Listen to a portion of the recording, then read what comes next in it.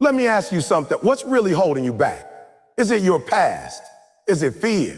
Is it the people around you? Or is it you? See, most people want success, but they don't want to sacrifice. Everybody wants to be a beast until it's time to do what beasts do. You say you want greatness, but you're hitting snooze. You say you want to win, but you're avoiding pain. You say you're hungry, but you're not starving. And there's a difference. When you're starving, you don't make excuses. When you're starving, you don't care how tired you are. When you're starving, you find a way. So what's holding you back? It's not your circumstances. It's not your lack of resources, your lack of execution. You're waiting for the perfect moment, but greatness doesn't wait. You're waiting for motivation, but champions rely on discipline. Listen to me. Pain is temporary, struggle is necessary, but quitting, that lasts forever. You got greatness inside of you, but it's buried under fear, doubt, and procrastination. And until you decide, not wish, not hope, but decide, nothing changes. When you want success as bad as you want to breathe, then you'll be unstoppable.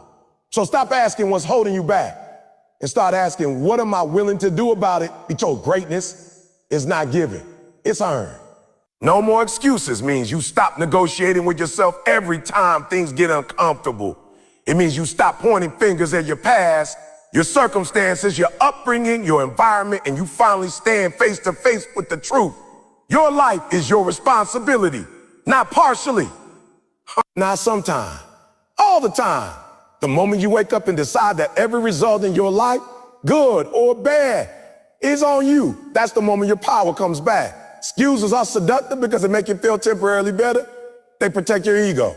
They give you a story to tell yourself so you don't have to confront the gap between where you are and where you want to be. But every excuse you make is quietly stealing your future. Every time you say, I can't, because you are reinforcing a mindset that keeps you stuck. You're building a mental habit of surrender instead of resilience.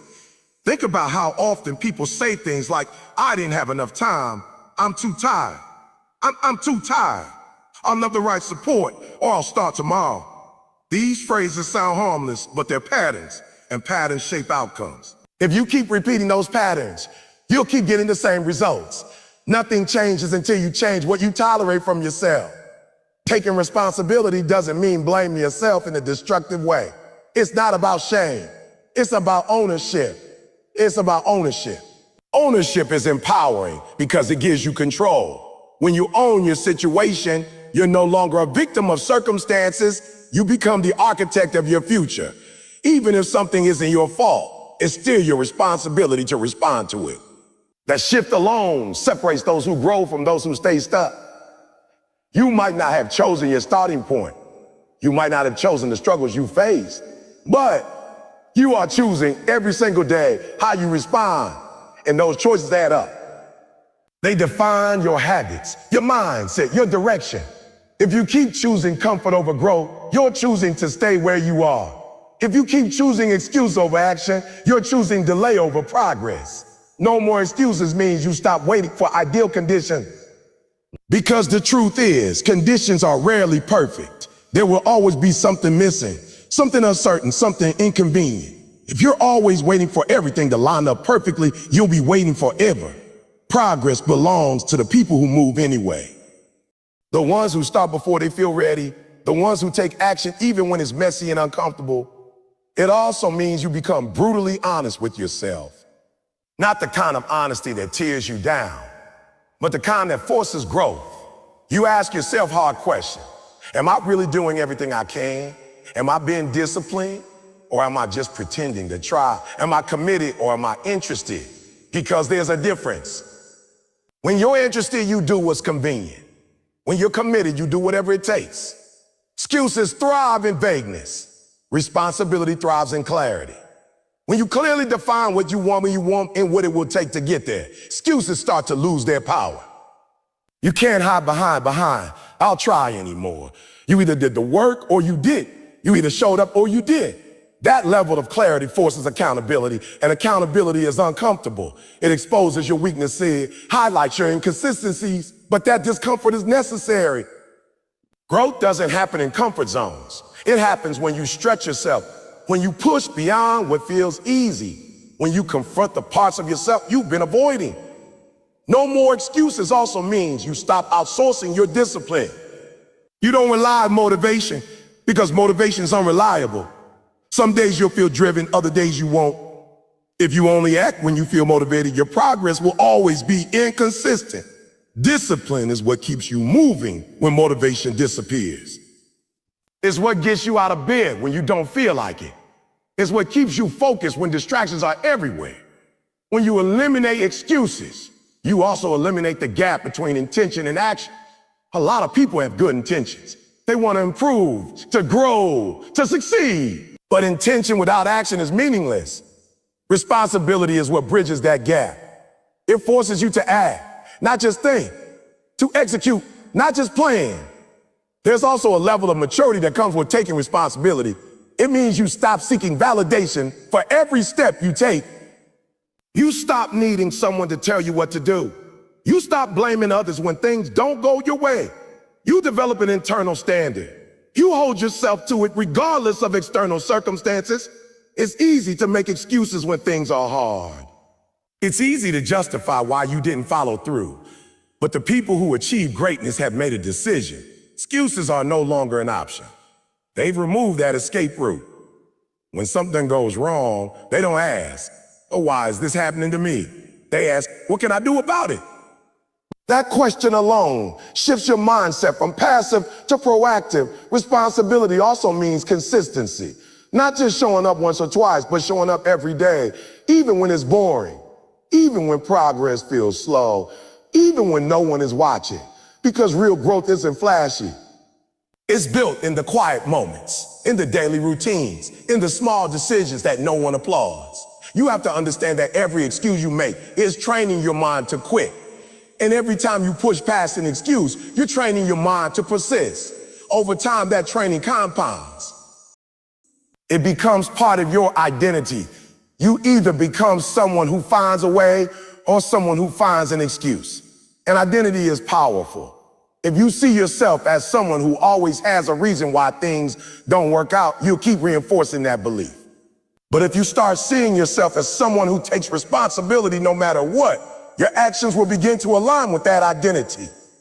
You'll start doing things differently, thinking differently, responding differently. There will be moments when you genuinely face obstacles, real challenges, situations that are difficult and unfair. Taking responsibility doesn't mean ignoring those realities. It means refusing to let them define you. It means acknowledging the obstacle, then focusing on what you can control. Because there's always something you can control: your effort, your attitude, your next step. No more excuses also means you stop comparing your journey to others as a way to justify inaction. It's easy to look at someone else's success and say they had advantages you didn't have. And maybe they did. But that doesn't change what you need to do. Comparison becomes an excuse when it distracts you from your own responsibility. Your path is your path. Your job is to walk it with discipline and focus. You also have to let go of the need for perfection. Perfectionism is often just another form of excuse making. It gives you a reason to delay action because things aren't ready yet. But waiting for perfection is just another way of avoiding responsibility. Progress requires imperfection. It requires taking action despite flaws, learning as you go, adjusting along the way. When you truly adopt a no excuses mindset, your standards change. You stop accepting mediocrity from yourself. You stop settling for good enough. You start holding yourself to a higher level, not because someone else expects it, but because you expect it from yourself. And that's where real transformation happens. Not in a single moment, but in a series of decisions. Decisions to show up. Decisions to push through. Decisions to take responsibility instead of making excuses. Over and over again. Eventually it becomes a habit. Then it becomes a mindset. Then it becomes who you are. And once you reach that point, excuses don't even feel like an option anymore. They feel foreign because you've trained yourself to respond differently, to act differently, to live differently. To the end of the day, no one is coming to do the work for you. No one is coming to fix your situation. No one is responsible for your growth except you. That realization can feel heavy, but it's also liberating Because it means your future is in your hands. And when you fully accept that, when you stop making excuses and start taking responsibility, you unlock a level of control, focus, and determination that most people never reach. That's where change begins. You say you want success, but the real question is, how badly do you want it? Not when it's convenient, not when you feel inspired, not when everything is going your way. How badly do you want it? When you're tired, when you're uncomfortable, when nobody is watching, when every part of you is telling you to quit because average effort produces average results? That's not an opinion, it's a law. You cannot put in half the work and expect a full outcome. You cannot show up occasionally and expect consistency in your results. Life doesn't reward interest, it rewards commitment, and commitment shows up in effort, not words. A lot of people like the idea of success. They like talking about it. They like imagining what it would feel like. But liking the idea is not the same as being willing to do what it takes. When you truly want something, your actions reflect it. Your priorities shift. Your habits change. You start making decisions based on where you want to go, not just how you feel in the moment. There's a difference between wanting something and needing something. When you want something, you can live without it. When you need something, you find a way to make it happen. That level of desire changes everything. It removes hesitation. It eliminates excuses. It creates urgency. Think about how people behave when something becomes non-negotiable. When your survival depends on it, you don't negotiate with discomfort. You don't debate whether you feel like it. You act. That's the level of intensity required for greatness. Not sometimes, consistently. Most people operate at a level that feels comfortable. They push just enough to feel productive, but not enough to truly grow. They stay in a zone where they can avoid failure, avoid judgment, avoid pain. But that zone is also where progress slows down, because growth requires strain. It requires you to go beyond what feels. If your effort is average, your results will reflect that. You can't expect extraordinary outcomes from ordinary habits. It doesn't work like that. People who achieve high levels of success are not necessarily more talented. They're more consistent with high effort.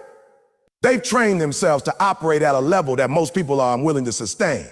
And that's the key, sustainability of effort. Anyone can go hard for a day. Anyone can push for a week. But can you maintain that level when it gets repetitive, when the excitement fades, when progress is slow? That's where most people fall off. Not because they lack ability, but because they lack the willingness to keep going when it's no longer exciting. You have to ask yourself, are you working at a level that matches your goals? Because if your goals are big, but your effort is small, there's a disconnect. And that disconnect will always show up in your results. You can't outdream a lack of discipline. You can't visualize your way out of doing the work. Effort is not just about working hard. It's about working intentionally. It's about focusing your energy on the things that actually move you forward. A lot of people confuse being busy with being productive. They fill their time with activity, but not all activity leads to progress. Real effort is directed. It's focused. It's aligned with your goals. When you truly want success, you start protecting your time differently. You stop wasting hours on things that don't serve you. You become more aware of how you spend your energy because you understand that every moment is an investment. And if you keep investing in distractions, you're delaying your own progress. There's also a mental component to effort. It's not just physical action, it's your mindset. It's your willingness to push through doubt, to stay focused when your mind starts to wander, to keep believing in your path, even when results aren't immediate. Mental effort is often harder than physical effort because it requires discipline over your thoughts.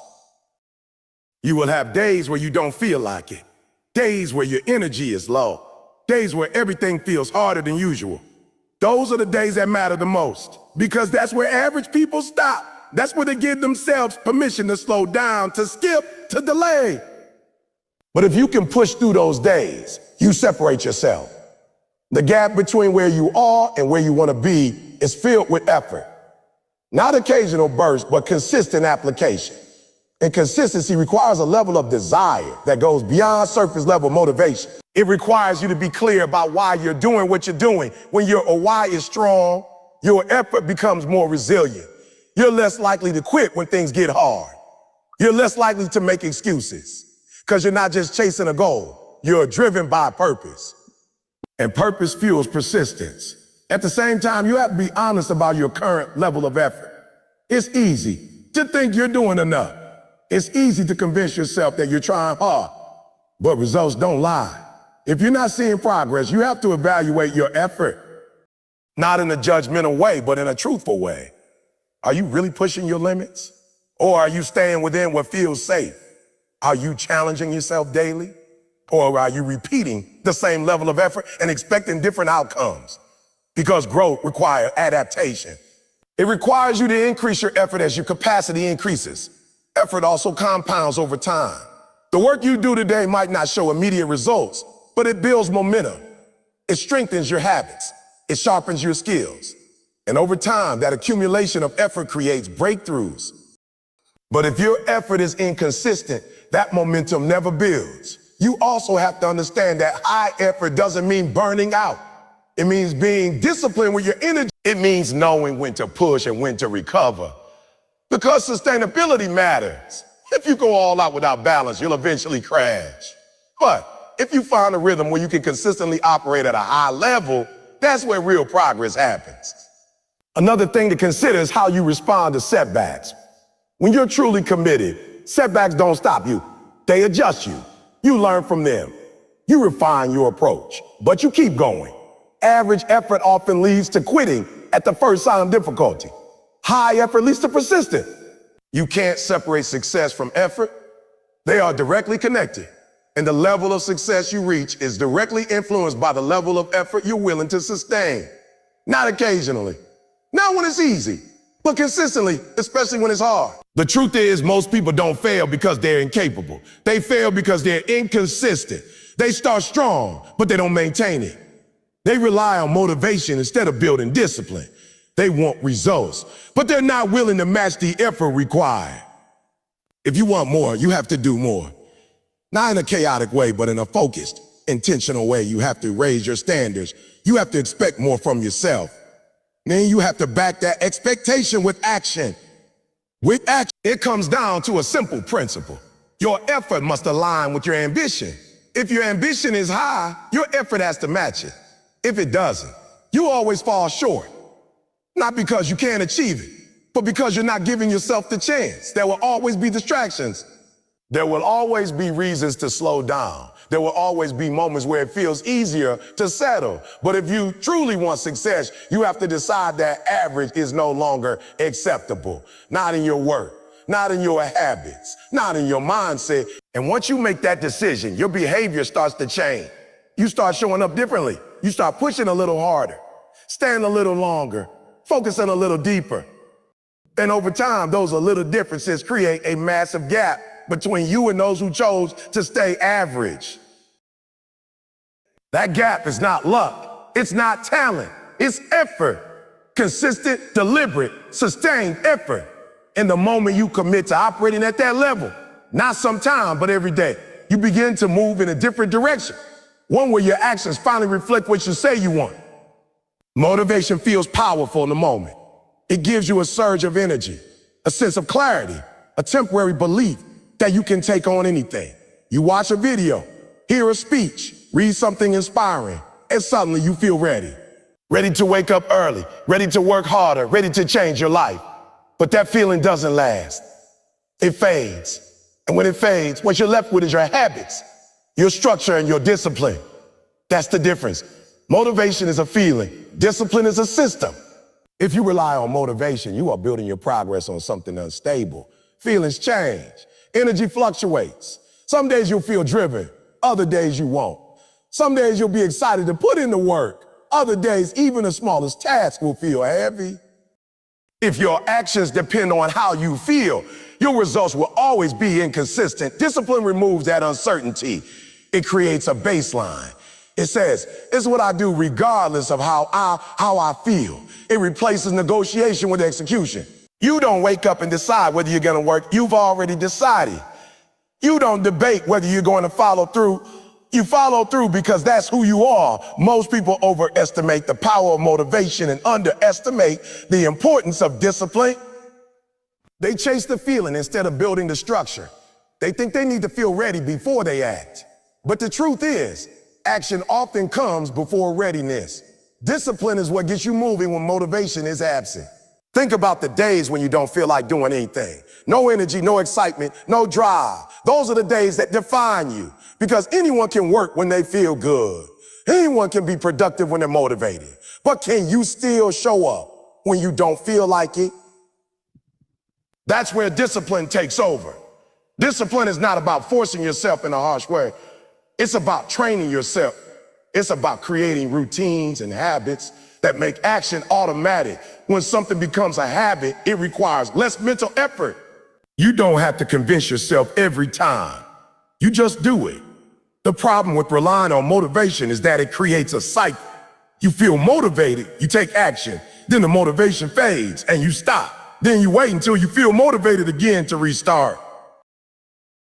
That stop and start pattern slows everything down. It prevents momentum from building. Discipline breaks that cycle. It keeps you moving even when motivation disappears. It creates consistency, and consistency is what leads to progress.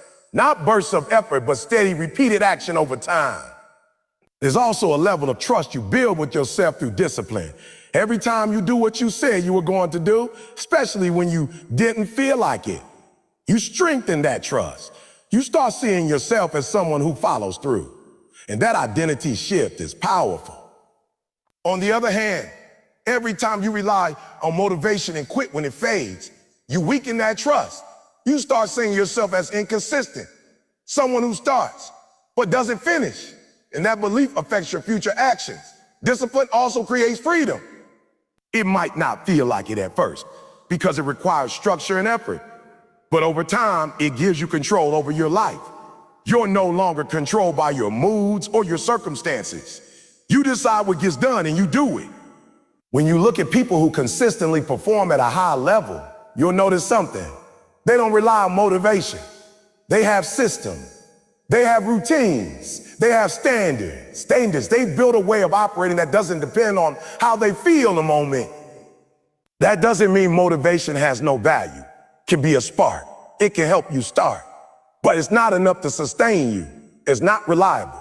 If you want long-term progress, you have to move beyond it. One of the key aspects of discipline is removing unnecessary decisions. The more decisions you have to make, the more chances you have to avoid action. When you already know what your day looks like, when your priorities are clear, you reduce friction. You make it easier to follow through. Another aspect is setting standard.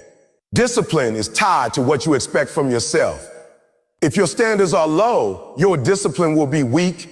If your standards are high, you'll hold yourself accountable to a different level. You won't accept excuses as easily. You won't settle for less. It's also important to understand that discipline is built over time. It's not something you suddenly add.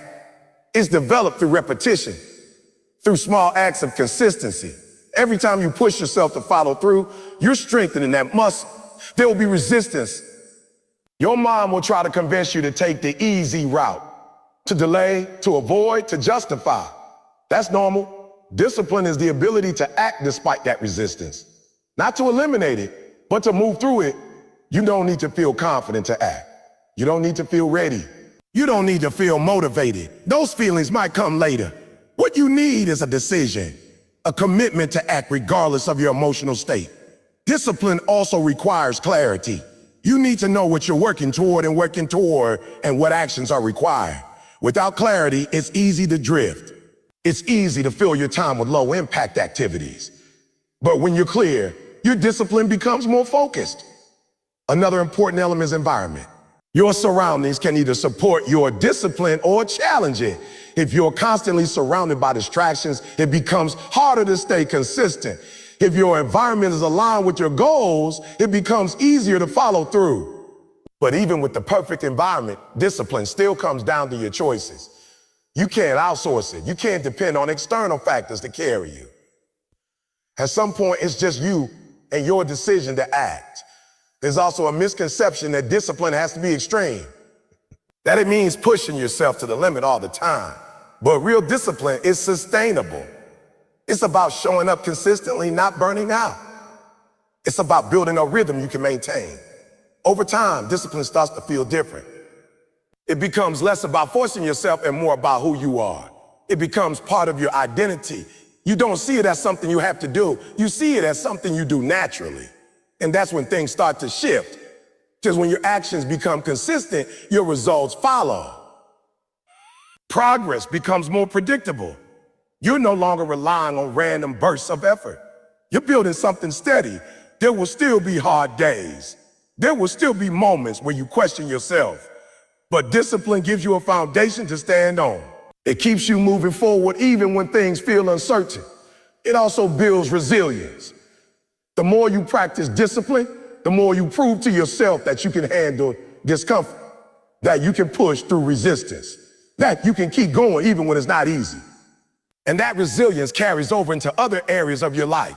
It affects how you handle challenges, how you respond to setbacks, how you approach new opportunities. In the end, the difference between relying on motivation and building discipline is the difference between inconsistency and reliability, between starting and finishing, between hoping and doing. Motivation might get you started, but discipline is what keeps you going. It's what turns effort into habit, habit into identity, into results. Feelings will always come and go. Some days you'll have them, some days you won't. But if you build your actions on discipline instead of emotion, you remove that uncertainty. You don't wait to feel like it. You act. You don't wait for the perfect moment. You create it through consistency. And over time, that consistency becomes your advantage. Pain is one of the most misunderstood parts of growth. Most people see it as something negative, something to avoid, something that signals they should stop. But pain, in the context of progress, is not the enemy. It's a signal. It's an indicator that you are stretching beyond what is comfortable, beyond what is familiar, and that stretch is where growth happens. The problem is that people are conditioned to seek comfort. From an early age, they're taught to avoid discomfort, to find the easy way to my struggle. And while that might make life feel easier in the short term, it creates a long-term limitation. Because anything meaningful, any real level of growth, success, or transformation requires discomfort. When you step into something new, something challenging, something that pushes your limits, there will be resistance.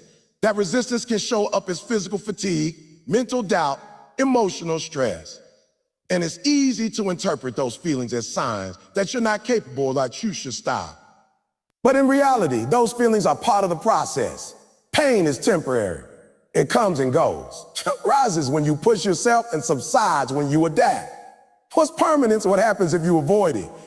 If you consistently choose comfort over challenge, you stay in the same place. You don't develop new skills. You don't build resilience. You don't expand your capacity. Struggle is what forces you to grow. It exposes your weaknesses. It shows you where you need to improve. It challenges your assumptions about what you can handle. And through that challenge, you become stronger, not just physically, but mentally and emotionally. Think about any skill you've ever developed. At the beginning, it was difficult. It required effort. You probably made mistakes. You probably felt frustrated, but over time, through repetition and persistence, it became easier. That transition only happened because you were willing to go through the uncomfortable phase. The same principle applies to every area of growth. Whether it's building a career, improving your health, learning something new, or developing discipline, there will be a phase where it feels hard, where progress is slow, where results are not immediately visible. That phase is where most people quit. They quit because they interpret the struggle as a sign that something is wrong. They think, if this were meant for me, it wouldn't feel this hard. But that belief is flawed. Difficulty is not a sign that you're on the wrong path. It's often a sign that you're on the right one. The key is to change your relationship with pain. Instead of seeing it as something to avoid, you start seeing it as something to understand. You recognize that it's part of the process, that it serves a purpose, that it's not there to stop you, but to shape you. This doesn't mean you seek out unnecessary suffering.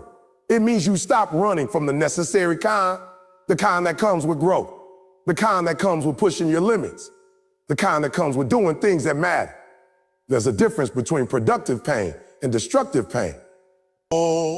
Productive pain leads to growth. It challenges you, but it also builds you.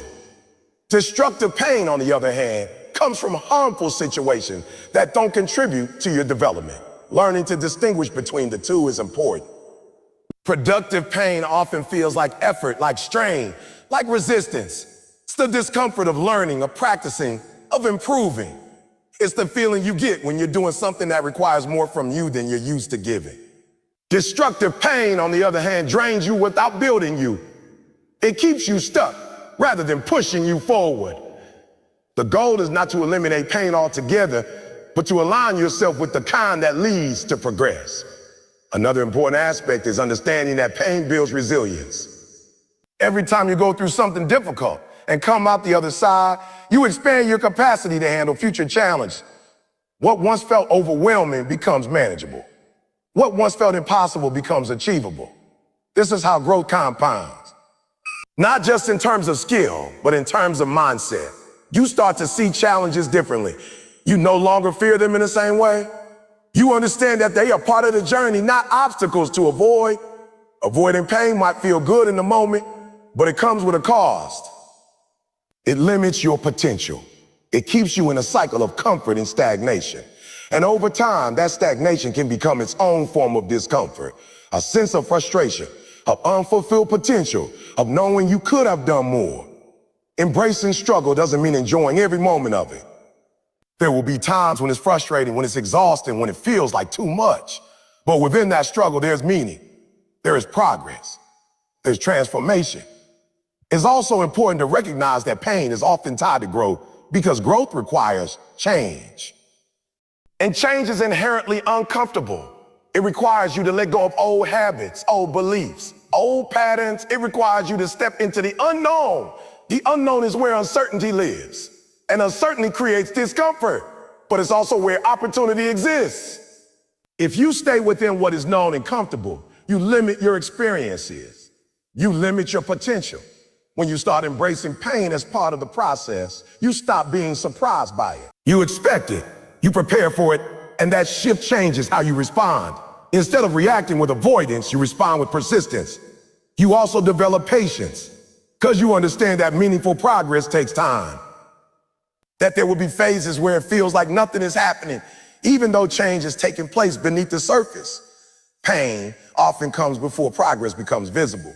It's part of the foundation. And if you quit during that phase, you never get to see the results of your effort. There's also a level of confidence that comes from enduring struggle. Not the kind of confidence that comes from external validation, but the kind that comes from experience. From knowing that you faced difficulty before and made it through. That kind of confidence is grounded. It's not easily shaken because it's based on evidence, not assumption.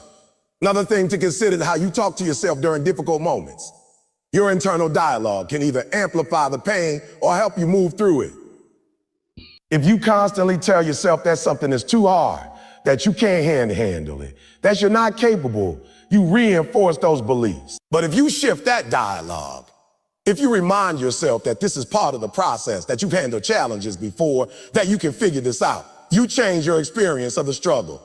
Your mindset doesn't eliminate pain, but it influences how you interpret it. And that interpretation affects your actions. It's also important to avoid comparing your struggle to someone else's success. It's easy to look at someone who has achieved something and assume their path was easier, but you don't see the behind-the-scenes effort, the challenges they faced, the difficulties they overcame. Every path has its own struggles. The difference is in how those struggles are handled. When you embrace the idea that pain is temporary and struggle is necessary, you start to see challenges as opportunities rather than obstacles. Opportunities to grow, to learn, to become stronger. You stop asking, why is this happening to me? And start asking, what is this teaching me? That shift in perspective changes everything. It makes you more proactive, more resilient, more focused. Over time, you begin to build a tolerance for discomfort. Things that once felt difficult become part of your routine. You adapt, you grow, and as you grow, your capacity increases.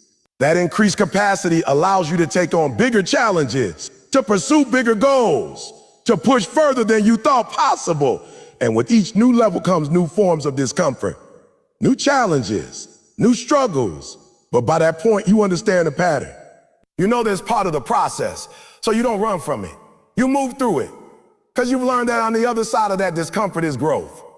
On the other side of that struggle is progress. On the other side of that pain is a stronger version of yourself. And that understanding changes the way you approach everything. Consistency is often overlooked because it doesn't feel exciting. It doesn't come with immediate rewards or dramatic breakthroughs. It's repetitive, sometimes boring, and often invisible to others. But despite all of that, it is one of the most powerful forces behind any kind of meaningful progress.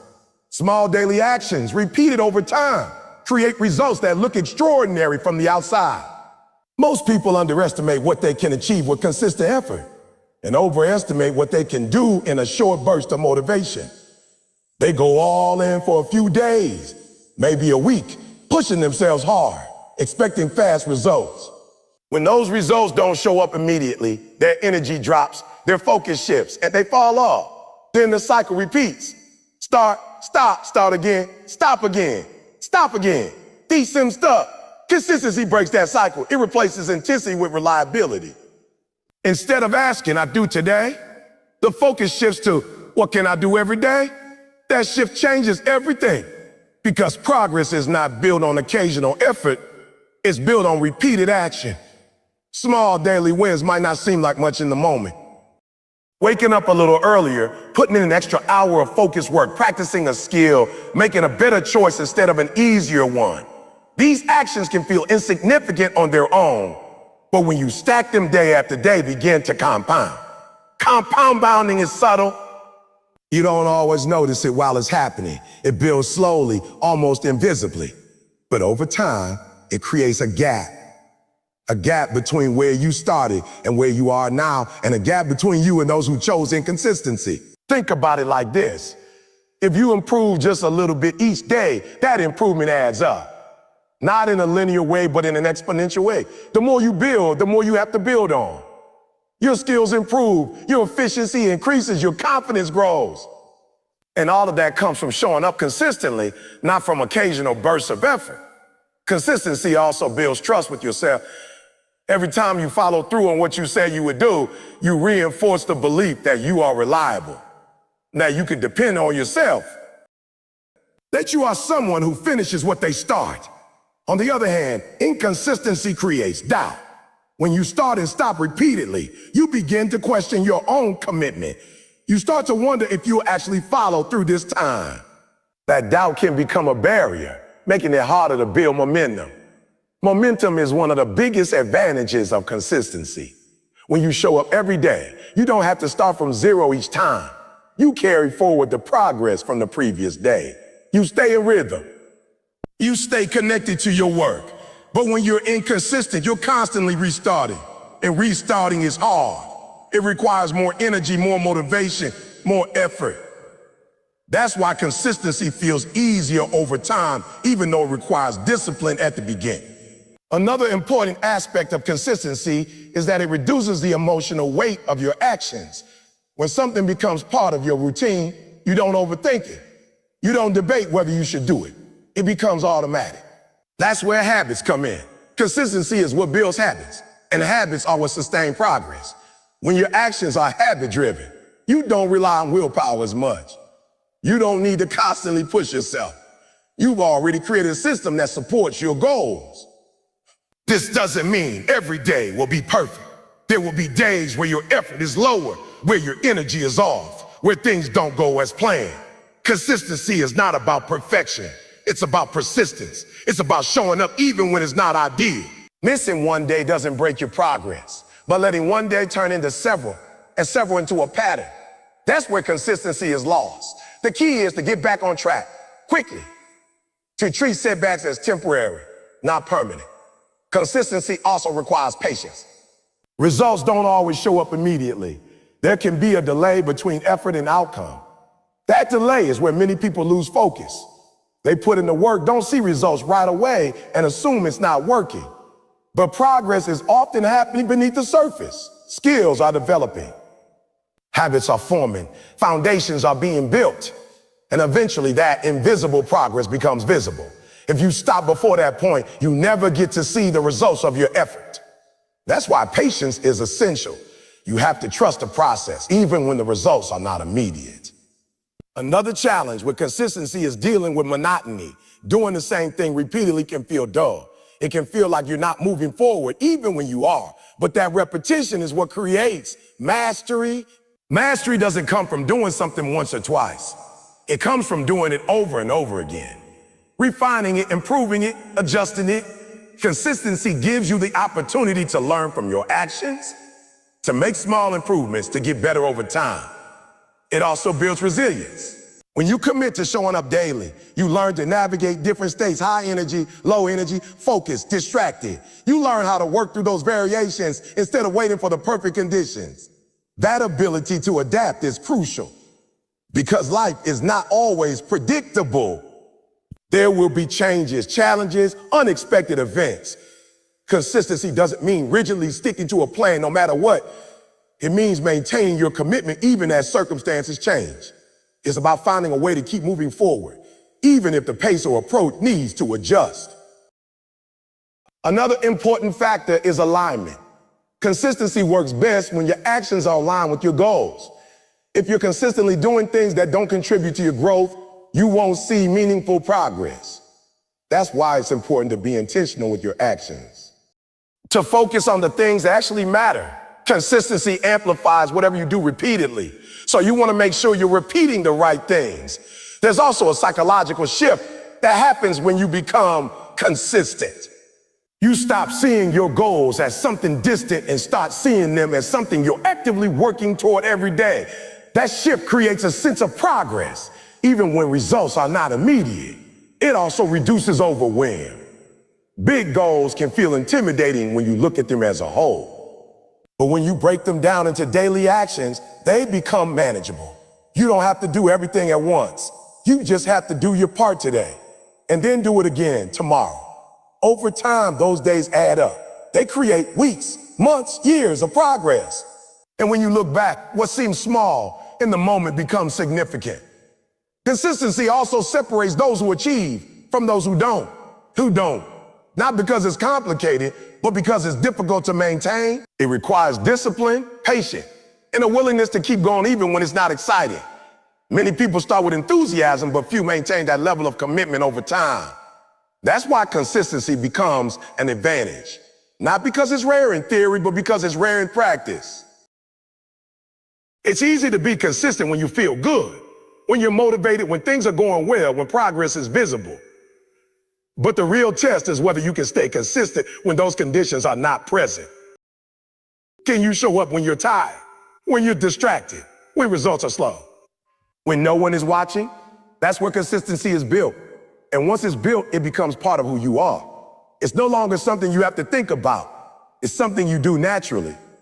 At that point, progress becomes inevitable. Not because you're doing something extraordinary every day, but because you're doing something meaningful every day. And that's the power of small daily wins. They don't feel significant in the moment, but over time, they create outcomes that seem far beyond what those small actions should produce. That's the nature of consistency. It turns the ordinary into the extraordinary through repetition. And the longer you stay consistent, the more that effect grows. Your environment is shaping you whether you realize it or not. Every day, the people you interact with, the conversations you have, the content you consume, and the physical spaces you spend time in are influencing your thoughts, your habits, and ultimately your results. It's subtle, often invisible in the moment, but over time, it becomes powerful. Most people underestimate how much their environment affects them. They believe their success or failure is purely based on personal willpower. And while willpower matters, it's not enough on its own. If your environment constantly pulls you in a different direction than your goals, you will always feel like you're fighting an uphill battle. Think about it. If you surround yourself with people who make excuses, who avoid responsibility, who settle for less, that mindset starts to feel normal. Not because you consciously choose it, but because repeated exposure makes it familiar. And what feels familiar often becomes what you accept. On the other hand, if you surround yourself with people who are disciplined, focused, and driven, that standard starts to influence you as well. You begin to see what's possible. You begin to raise your own expectation. You start to align your actions with the level of effort and commitment you see around you. This is not about judging others or thinking you're better than anyone. It's about understanding influence. The people around you are either reinforcing the habits you want to build or the habits you're trying to break. There is no neutral environment. Everything is either pushing you forward or holding you back. Your environment is not just about people. It's also about what you allow into your mind. The content you consume daily matters. What you watch, what you read, what you listen to, these inputs shape your thinking. If you constantly expose yourself to negativity, distraction, or low-value content, it affects your focus and your mindset. But if you intentionally choose content that challenges you, that educates you, that pushes you to think differently, you create a mental environment that supports growth. Over time, that input influences your decision, your habits, and your perspective. There's also the physical aspect of your environment. The spaces you spend time in can either support your discipline or make it harder. A cluttered, distracting space can reduce your focus and increase procrastination. A structured, organized environment can make it easier to stay consistent. These things might seem small, but they add up. Small influences repeated daily create pattern, and patterns create results. One of the most important realizations is that you don't rise above your environment, you adapt to it. If your environment has low standard, it becomes easy to match those standards. If your environment has high standards, it challenges you to rise. That's why being intentional about your environment is crucial. You have to ask yourself, does my current environment support the person I'm trying to become? Or is it reinforcing the version of me I'm trying to leave behind? Sometimes changing your environment doesn't mean completely removing yourself from it. It means making adjustments, setting boundaries, choosing who you spend more time with and who you limit your exposure to. Not everyone around you will understand your goals. Not everyone will support your growth. Some people might even resist it because your progress highlights their lack of change. That resistance can show up as doubt, criticism, or subtle discouragement. You have to be aware of that. Not in a defensive way, but in a focused way. You can't allow other people's limitations to become your reality. At the same time, you should actively seek out environments that challenge you. Places where people are doing more, pushing harder, thinking bigger. Being in that kind of environment can feel uncomfortable at first. It can expose your gaps. It can make you realize how much more you need to grow. But that discomfort is valuable. It forces you to level up. It pushes you out of complacency. It shows you what's possible when you operate at a higher standard. There's also something powerful about accountability within the right environment.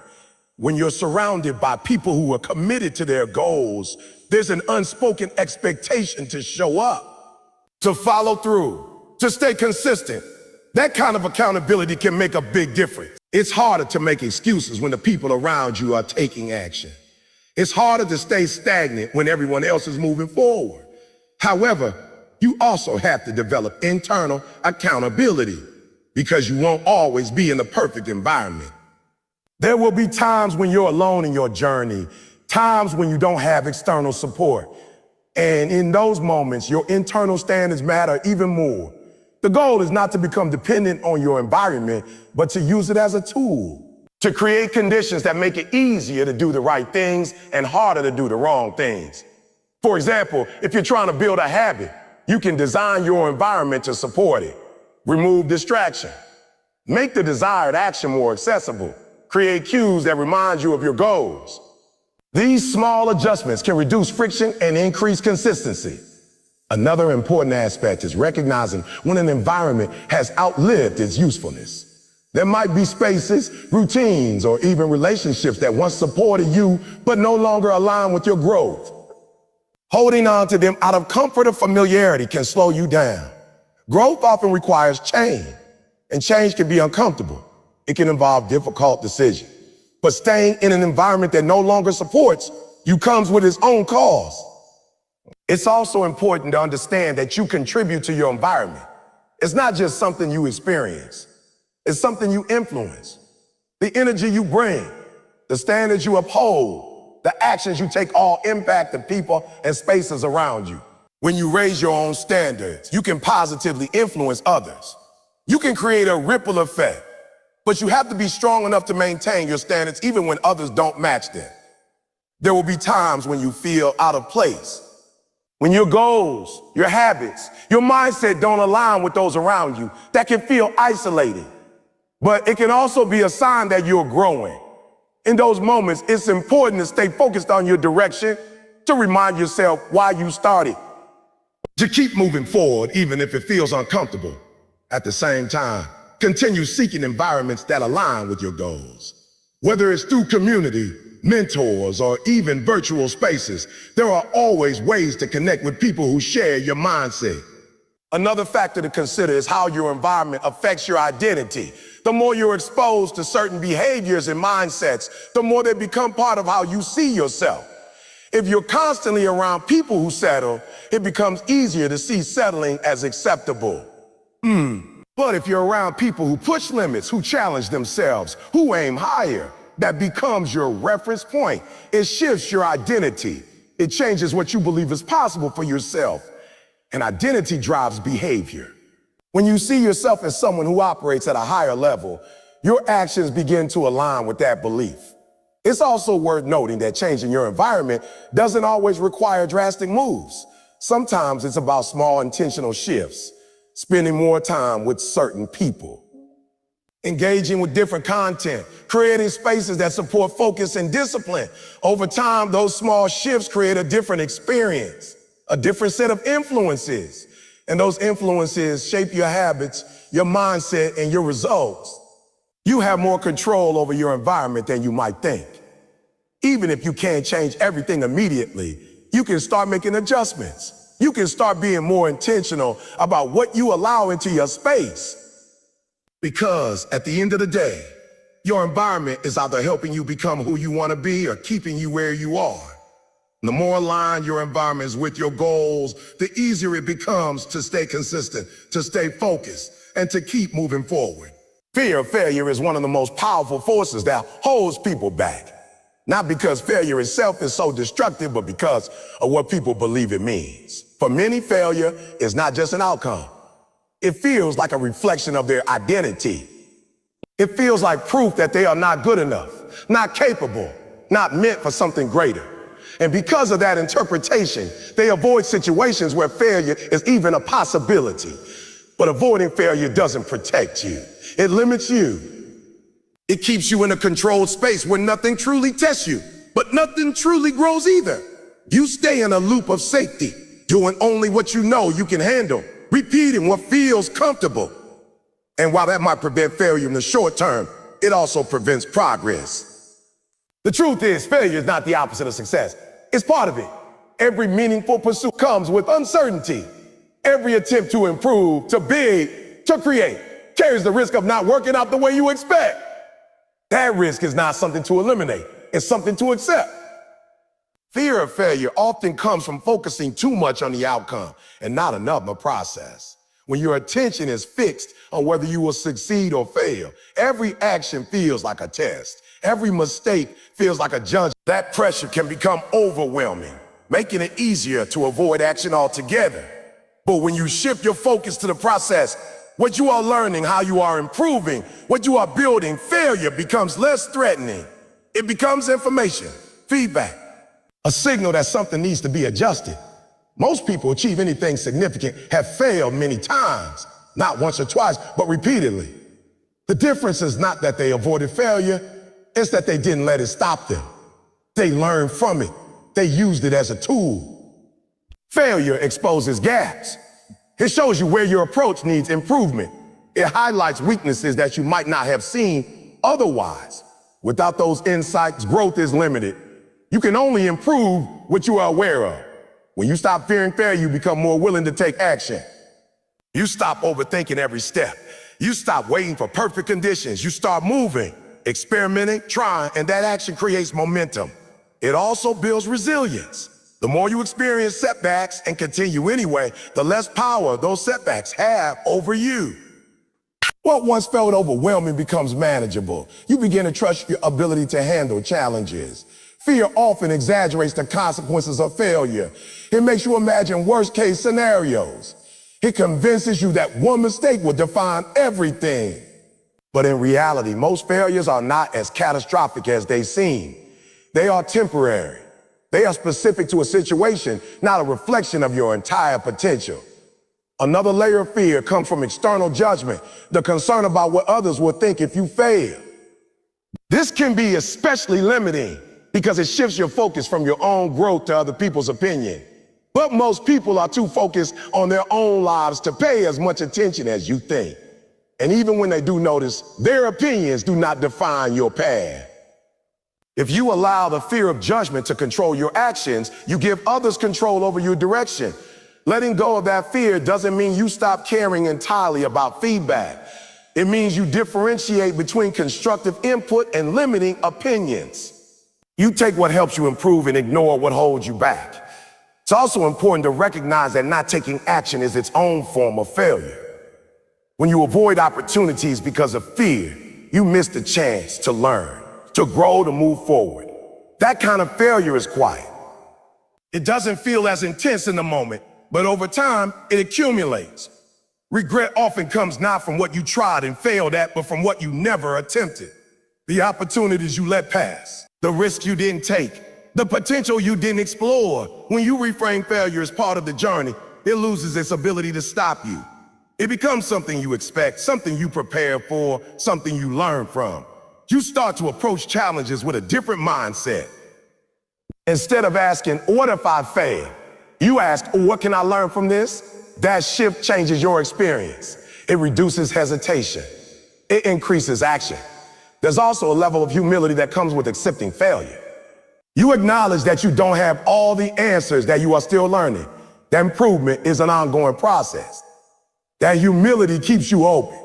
It allows you to adapt, to adjust, to grow. At the same time, you develop confidence, not from always succeeding, but from knowing you can handle setbacks. That kind of confidence is more stable. It's not dependent on perfect outcomes. It's built on experience. You also become more creative. When you're not afraid of failure, you're more willing to try new approaches, to experiment, to think differently. That willingness can lead to breakthroughs that would never happen if you stayed within safe boundaries. Fear tends to shrink your options. It makes you choose the safest path, the most predictable route. But growth often lies outside of that. It requires you to step into uncertainty, to try things that might not work. It's important to understand that failure is rarely final unless you decide it is. Most failures are temporary setbacks. They only become permanent if you stop trying. The path to success is rarely straight. It involves adjustments, detours, unexpected challenges. If you expect it to be smooth, every obstacle will feel like a reason to quit. But if you expect difficulty, you are better prepared to handle it. Another aspect of overcoming fear is taking smaller steps. Sometimes the fear of failure is tied to the size of the goal. It feels overwhelming. Breaking it down into small, manageable actions can reduce that fear. It makes progress feel more accessible. Each small step builds confidence. Each action reinforces the idea that you can move forward, even if the outcome is uncertain. It's also helpful to reflect on past experiences. Times when you faced something difficult, when things didn't go as planned, and you still managed to move forward.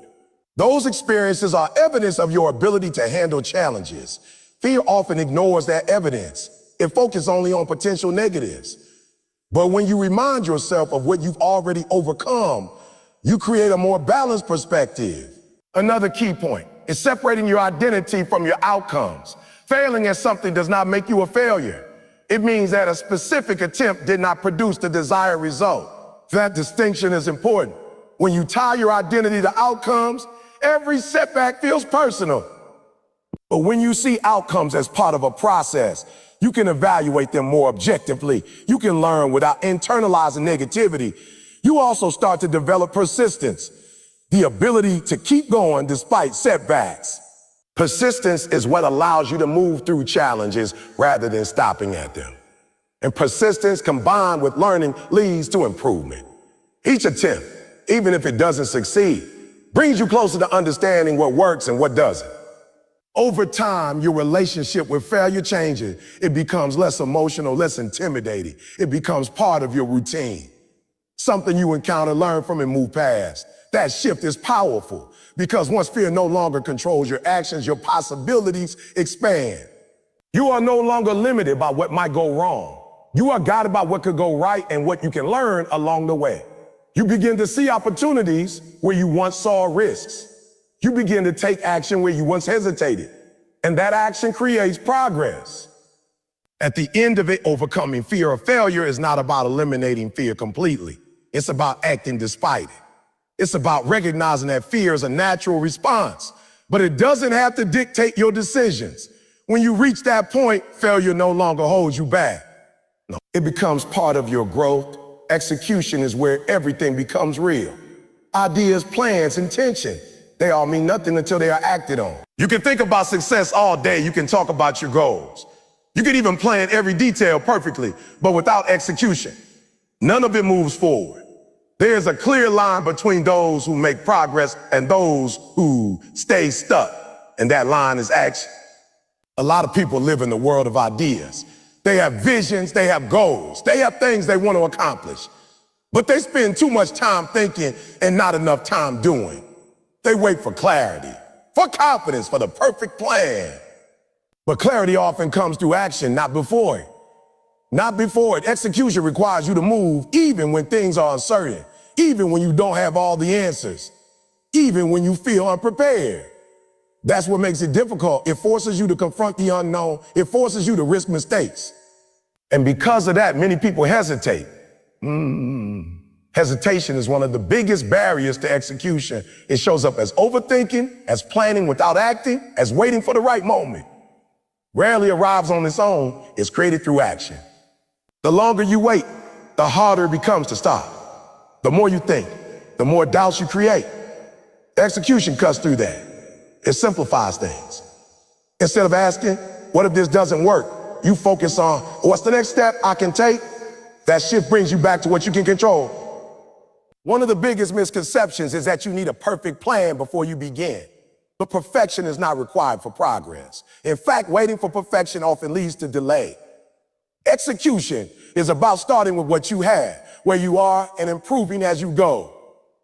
When you take action, you get feedback. You see what works and what doesn't. You learn. That learning allows you to adjust your approach. Without execution, that feedback never comes. You stay in theory instead of moving into reality. There's also a difference between being busy and executing effectively. Execution is not about doing random tasks. It's about doing the right task. It's about focusing your effort on actions that actually move you closer to your goals. That requires clarity. You need to know what matters most. What actions have the highest impact? Because if you spend your time on low-value activity, you might feel productive, but you won't make meaningful progress. Execution also requires focus. In a world full of distractions, staying focused on your priorities is challenging. There are always things competing for your attention, but every time you give in to distraction, you break your momentum. Momentum is built through continuous action. When you stay focused and keep executing, you build a rhythm. You get into a flow, and that flow makes it easier to keep going. But when you stop, when you delay, when you shift your attention too often, that momentum is lost, and restarting requires more effort. Another important aspect of execution is speed, not rushing in a careless way, but reducing unnecessary delay. Taking action quickly once you know what needs to be done. Because the longer you wait, the more resistance builds. Speed creates progress. It keeps things moving. It prevents you from getting stuck in analysis. It allows you to test ideas and iterate. Execution also builds confidence. Not the kind that comes from thinking about success, but the kind that comes from doing. Every time you take action, you prove to yourself that you can move forward, that you can handle challenges, that you can make progress. And that confidence makes future execution easier. It reduces hesitation. It increases your willingness to act. On the other hand, lack of execution creates doubt. When you consistently delay or avoid action, you start to question yourself. You start to feel stuck. That feeling can become a cycle where doubt leads to inaction, and inaction reinforces doubt. Breaking that cycle requires action. Even small steps can make a difference because action creates movement, and movement creates momentum. Execution also requires accountability. You have to hold yourself responsible for what you said you would do. It's easy to make commitments in your mind, but following through is what matters. That means being honest with yourself, recognizing when you're avoiding action, identifying the reasons behind, and choosing to move forward anyway. There will always be reasons to delay, reasons to wait, reasons to do something else. Execution is about prioritizing what matters despite those reasons. It's also about consistency, not just taking action once, but repeatedly. Execution is not a one-time event. It's a process, something you do daily in different forms over time. Each action might seem small, but they add up. They create progress. They move you closer to your goals. Another challenge with execution is dealing with imperfection. When you take action, things won't always go as planned. You might make mistakes. You might produce work that is not as good as you hoped. But that's part of the process. Execution is how you improve. It's how you refine your skills. It's how you learn what works. If you avoid action because you're afraid of imperfection, you delay your own growth. You stay in a state of potential instead of moving into reality. There's also a mental shift that happens when you prioritize execution. You start seeing yourself as someone who acts, not just someone who thinks. That identity change influences your behavior. You begin to approach situations differently.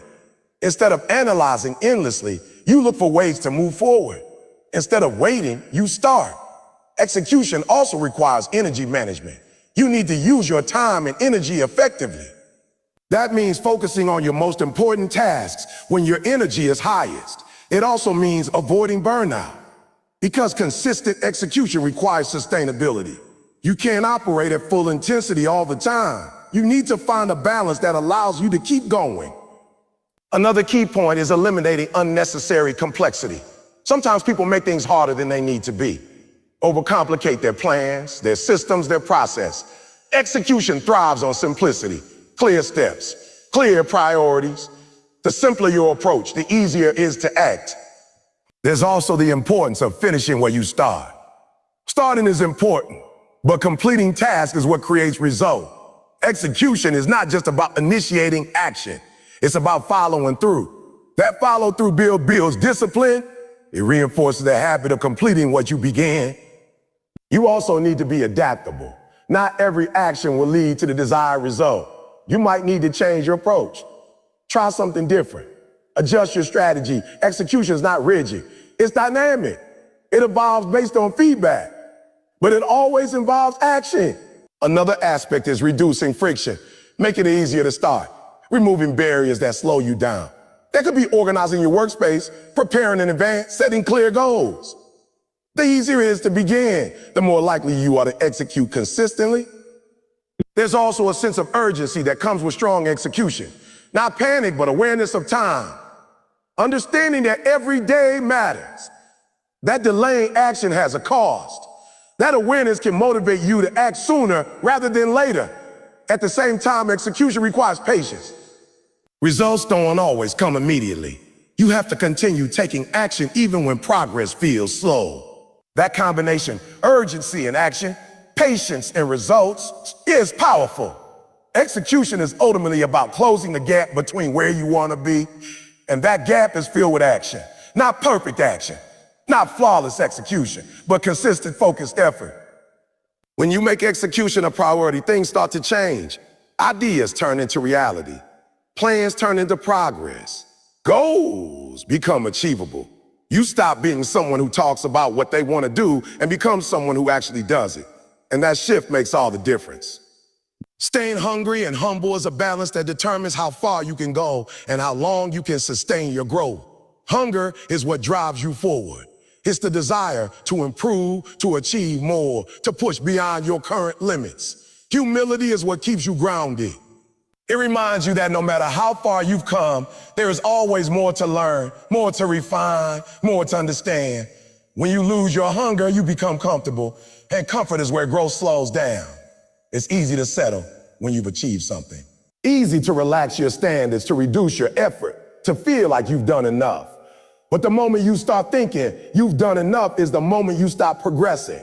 Hunger keeps you moving. It keeps you focused on what's next, not just what you've already done. It creates a sense of urgency, a desire to keep improving, not out of dissatisfaction, but out of ambition, out of a belief that you are capable of more. At the same time, hunger without humility can become dangerous. It can turn into arrogance. It can make you believe that you figured everything out, that you don't need feedback, that you are above learning. And that mindset creates blind spots. Humility keeps you open. It allows you to see where you can improve. It keeps you receptive to feedback, to new ideas, to different perspectives. It prevents you from becoming stagnant in your thinking. The combination of hunger and humility creates a powerful mindset. You are driven, but you are also aware. You push forward, but you also reflect. That you aim higher, but you stay grounded. One of the challenges is maintaining hunger after achieving success. When you reach a goal, there's a natural sense of satisfaction. You've worked hard, you've achieved something meaningful, and it's important to acknowledge that. But if that satisfaction turns into complacency, it can slow your momentum. You have to find a way to appreciate your progress without becoming attached to it, to recognize what you've done, but not let it define your limits. Because what got you here is not necessarily what will get you to the next level. Hunger often comes from having a clear vision of where you want to go. When you know what you're working toward, it's easier to stay motivated. It's easier to keep pushing. But if your vision becomes unclear, your hunger can fade. That's why it's important to continuously reassess your goals, to update them as you grow, to make sure they still challenge you. Because if your goals are too small, they won't require much effort. And without effort, growth slows. At the same time, humility requires you to acknowledge that you don't know everything, that there are people who are ahead of you, who have more experience, who can teach you something. Being open to that is essential for growth. It's easy to resist feedback, especially when it challenges your beliefs or highlights your weaknesses. But that resistance limits you. Feedback is one of the fastest ways to improve, but only if you're willing to accept it. Humility also means being honest with yourself, recognizing where you fall short, not in a way that discourages you, but in a way that helps you grow. Self-awareness is a key part of humility. Without it, you might continue repeating the same mistakes, unaware of what needs to change. Another aspect of staying hungry is maintaining a sense of curiosity, a desire to learn, explore, to understand. Curiosity keeps your mind active. It prevents you from becoming rigid in your thinking. When you stay curious, you continue to grow. You seek out new information, new skills, new experiences. That continuous learning fuels your hunger. But again, humility is what allows you to learn effectively. It reminds you that there's always something you can gain from others, regardless of your current level. There's also a discipline component to hunger. It's not just about wanting more. It's about being willing to work for more. Hunger without action is just desire. Real hunger shows up in effort, in consistency, in execution. It's the difference between saying you want something and actually doing what it takes to get it. Humility plays a role here as well. It keeps you focused on the process, not just the outcome. It reminds you that success is not just about reaching a goal, but about the work required to get there. It also helps you handle success in a balanced way. When you achieve something, humility keeps you from becoming overconfident. It reminds you that success is often the result of multiple factors, not just your own effort. This perspective keeps you grounded. It helps you maintain respect for the process and for others. Another challenge is dealing with external recognition. When you start to achieve results, people might notice, they might praise you, acknowledge your progress. That recognition can feel good, but it can also be distracting. If you start focusing too much on external validation, you might lose sight of your internal standard. You might begin to act based on what others expect rather than what aligns with your goals. Humility helps you manage that. It keeps you focused on your own journey, not on how others perceive you. At the same time, hunger keeps you from becoming satisfied with external validation alone. It pushes you to continue improving, then regardless of recognition. There's also a resilience aspect to this balance. Hunger helps you push through challenges. It gives you the drive to keep going when things get difficult. Humility helps you learn from those challenges. It allows you to adjust, to adapt, to improve your approach. Together, they create a cycle of growth. You push forward, you learn, you adjust, and you continue. Another important factor is how you define success. If you define it as a fixed point, something you reach and then stop, your hunger will eventually fade. But if you see success as a continuous journey, something that evolves over time, your hunger remains active. At the same time, humility reminds you that the journey is ongoing, that there's no final point where you have nothing left to learn. This mindset keeps you engaged. It keeps you moving. There's also a social aspect to humility. It affects how you interact with others. When you are humble, you are more likely to listen, to understand, to collaborate. That can lead to better relationships, better opportunities, better outcomes. Arrogance, on the other hand, can create barriers.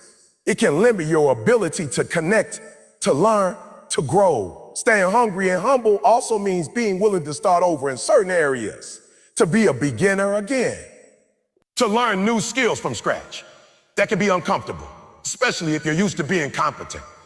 But that willingness is what allows you to expand your capabilities.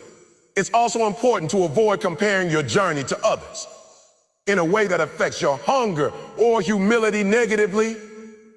Comparison can either make you complacent or insecure. If you compare yourself to someone behind you, you might feel like you've done enough. If you compare yourself to someone far ahead, you might feel discouraged.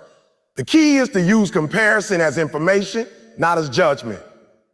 To learn from others without letting it affect your sense of self. Keeps you focused on your own path. Humility keeps you open to learning from others. Over time, this balance becomes part of your identity. You become someone who is always striving, always learning, always improving. You don't settle, but you also don't assume you've arrived. You appreciate your progress, but you remain aware of your potential. And that combination allows you to sustain growth over the long term. Because success is not just about reaching a certain level, it's about maintaining and building on that level. And that requires both the drive to keep going and the awareness to keep learning. When you maintain that balance, you create a mindset that supports continuous improvement. A mindset that doesn't get stuck in comfort or lost in ego. A mindset that keeps moving forward, steadily, consistently, with purpose. Success is rarely the result of a single moment, a lucky break, or even raw talent alone. Most people look at successful individuals and assume that their achievements came easy, that the outcome was instant. The truth is, success is the product of consistency, persistence, preparation, and the willingness to endure challenges that others avoid. It is not glamorous. It is not instantaneous. It is a grind. And that grind is what separates those who achieve from those who merely dream. Most people give up too early. They start something with energy, with hope, and with a vision of the end result. They imagine themselves at the finish line, enjoying success, accolades, and recognition. But when the process becomes difficult, when obstacles arise, when results don't appear immediately, they quit. They stop short of achieving what they set out to do. That's the fundamental difference between someone who succeeds and someone who doesn't. The willingness to keep going when it's hard.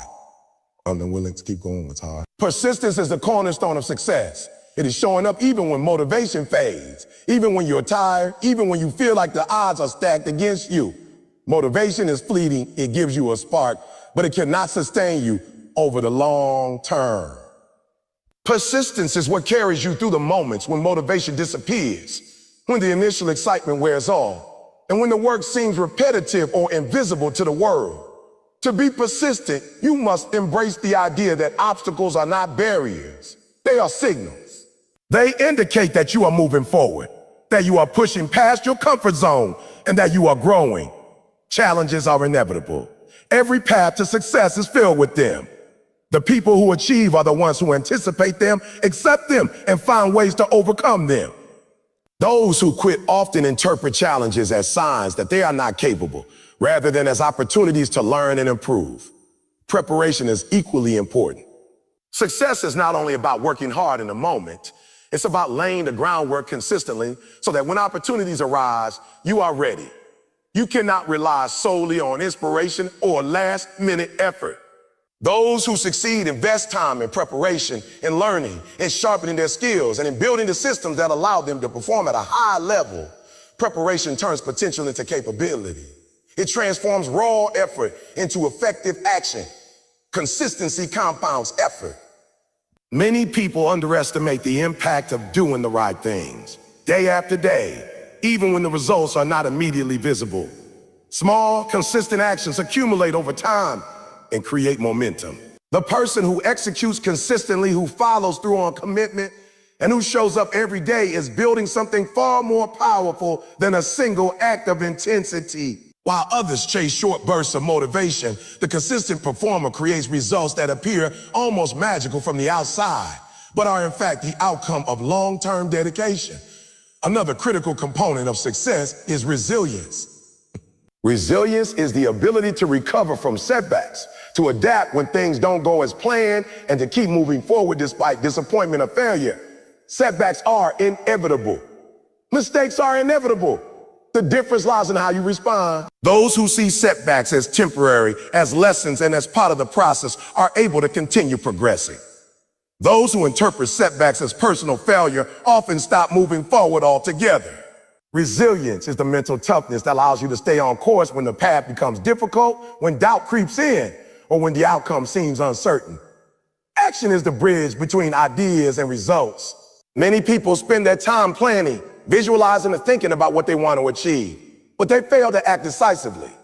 Action is what transforms thought into reality. It is not enough to dream or to plan.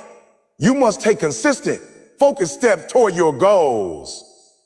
Execution without action is meaningless, and action without strategy is inefficient. Success requires both: a clear vision and the willingness to take concrete steps toward that vision every single day. Success also demands sacrifice. There are no shortcuts that bypass the need for hard work, discipline, and commitment. Time, energy, and comfort often must be traded for progress. You might have to wake up earlier than others, dedicate more hours to your craft, and forego certain pleasures or distractions in order to achieve your goals. The willingness to make those sacrifices separates those who eventually succeed from those who remain stagnant. It's not about suffering unnecessarily, but about prioritizing what matters over what is easy. Equally important is focus. Distraction is the enemy of progress. In today's world, it is easy to be pulled in countless directions: social media, entertainment, obligations, and competing priorities. Focus means identifying what truly matters, eliminating distractions, and dedicating your energy to high-impact actions. Focus turns effort into results. Without it, even the hardest work can be wasted. Those who succeed learn to protect their focus like a precious resource. Mindset is a crucial ingredient in this formula. Success is not just a product of actions, but of beliefs. How you perceive yourself, your abilities, and your circumstances directly impacts your outcomes. A growth-oriented mindset, one that views challenges as opportunities, mistakes as feedback, and effort as a pathway to mastery, creates conditions for sustained achievement. Conversely, a fixed mindset, one that fears failure, avoids discomfort, or assumes limitations are permanent, prevents progress. Your mindset determines how you respond when things get tough, and those responses ultimately define your trajectory. Another factor in achieving success is adaptability. No plan is perfect, no path is straight, and no journey is without obstacles. The ability to pivot, to adjust, to learn from circumstances, and to keep moving forward despite uncertainty is what allows progress to continue. Those who cling rigidly to a plan or resist change are often derailed by circumstances beyond their control. Adaptability allows you to maintain momentum even when the environment shifts. It is not a sign of weakness, but a demonstration of intelligence and flexibility. Persistence, preparation, consistency, resilience, action, sacrifice, focus, mindset, and adaptability are all connected. They reinforce one another. Consistency builds resilience. Preparation enhances execution. Focus amplifies the value of action. Hunger drives persistence. Humility ensures that learning never stops. The most successful individuals understand that these traits are not isolated. They are part of an integrated system that supports long-term achievement. It is also important to understand that success is rarely linear. There will be ups and downs. Progress often comes in bursts, followed by periods of plateau. Patience is those who expect immediate results are often the ones who quit when progress seems slow. Understanding that growth takes time, that effort accumulates quietly, and that results often appear after sustained investment is key to staying committed. Another critical aspect is accountability. Success is accelerated when you hold yourself responsible for your actions, decisions, and outcomes. External accountability, such as mentors, coaches, or peers, can also reinforce your commitment. When you create systems of accountability, you increase the likelihood of following through on your goals and maintaining the behaviors necessary for achievement. Gratitude and perspective are often overlooked but important aspects of long-term success. Recognizing the progress you've made, acknowledging the lessons from challenges, and appreciating the resources and opportunities you have helps maintain motivation. Gratitude keeps you grounded, prevents burnout, and reinforces the belief that your efforts are meaningful. Finally, vision is what gives all these elements direction. Without a clear goal or purpose, effort can be scattered and inconsistent. A compelling vision provides a reference point for decisions, a reason to endure challenges, and a source of motivation when a journey becomes difficult. Vision gives persistence, meaning preparation, purpose, and action direction. Ultimately, success is not about luck, talent, or opportunity alone. It is about what you do consistently over time. It is about your ability to act when others hesitate, to endure when others quit, to learn when others stagnate, and to maintain focus when distractions arise. Success is a lifestyle, a discipline, and a mindset. It is built on small, repeated actions, on mental toughness, on strategic decision-making, and on the willingness to keep moving forward despite obstacles. Those who succeed are not necessarily smarter or luckier, they are more committed to the process. They understand that the journey is not easy, that it requires patience, perseverance, and deliberate effort. They embrace discomfort, learn from setbacks, and continuously refine their approach. They are willing to do what others avoid and to keep going when the outcome is uncertain. In the end, success is the result of showing up consistently, working strategically, maintaining the right mindset, learning from every experience, and refusing to quit. It is the accumulation of actions, decisions, and attitudes that compound over time. And while it may seem distant or challenging at the start, those who persist, adapt, and stay committed inevitably create results that are extraordinary. Not because it was easy, but because they refuse to stop. Success is not a destination. It is a process, a practice, and a commitment to keep moving forward, no matter what stands in your way. Discipline is the invisible foundation upon which all success is built. It is the quiet force that separates those who achieve from those who merely dream. Motivation comes and goes. Inspiration is fleeting. Talent is important, but without discipline, none of it carries you far. Discipline is what ensures that you show up when you don't feel like it, that you continue even when progress is slow, and that you make decisions based on long-term benefit rather than short-term gratification. Without it, even the clearest vision, the strongest desire, and the biggest opportunities will fail to reach their potential. The challenge with discipline is that it is often misunderstood. Many people equate discipline with rigidity or harsh self-denial. They imagine a life of strict rules, constant struggle, and deprivation. In reality, discipline is not about punishing yourself. It is about self-mastery. It is about training your mind and your habits to align with your goals so that action becomes automatic, consistent, and effective. Discipline is what allows you to operate at your best, regardless of external circumstances or fluctuating motivation. One of the first things to understand about discipline is that it's built through small, consistent actions. Discipline is not something you acquire overnight, nor is it achieved by a single heroic effort. It is developed through daily choices. Every time you resist the temptation, take the easy route. Every time you commit to the task at hand, despite distractions, you are strengthening your discipline. Now, it is cumulative. The more you practice it, the stronger it becomes, and the more naturally it guides your decisions. Consistency is the backbone of discipline. Without repeated effort, discipline remains theoretical. It is the difference between thinking about working and actually showing up at the gym every day. It is the difference between saying you will write a book and sitting down to write for an hour each morning, even when it feels difficult.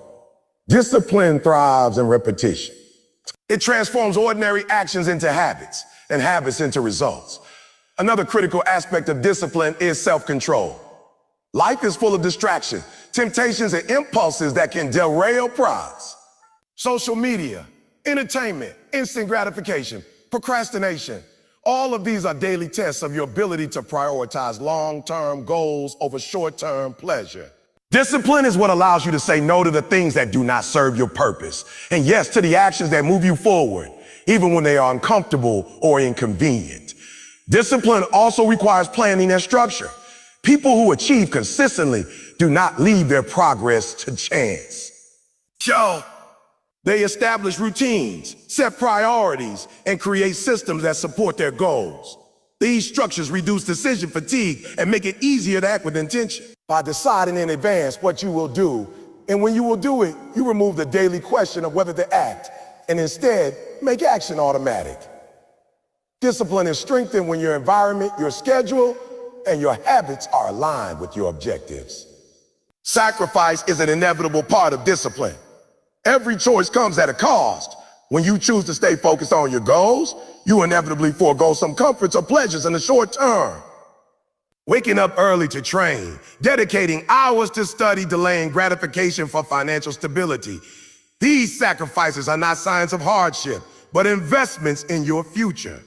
Discipline is what allows you to endure these short-term costs for long-term gains. Without it, the lure of comfort can derail even the most ambitious plans. Patience and long-term thinking are also essential to discipline. Most meaningful achievements are the result of sustained effort over time. Results rarely appear overnight. Discipline allows you to continue working when progress is slow, unseen, or unrecognized. It is what prevents you from quitting after the first setback, the first failure, or the first sign of discomfort. Discipline gives you the endurance to navigate the long journey toward mastery and achievement. Mental toughness is closely tied to discipline. Discipline is what allows you to act despite fear, doubt, or uncertainty. It is the force that keeps you going when motivation has waned and circumstances are challenging. Life will always present obstacles, setbacks, and distractions. Discipline is not about avoiding difficulty. It is about continuing despite difficulty. Those who cultivate discipline learn to persevere when others quit. And that perseverance is what separates the successful from the average. Accountability strengthens discipline.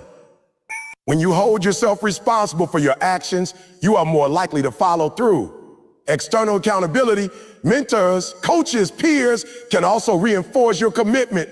Knowing that someone else is aware of your promises or that your actions affect others adds weight to your choices and motivates consistency. Discipline thrives when it is supported by both internal and external accountability.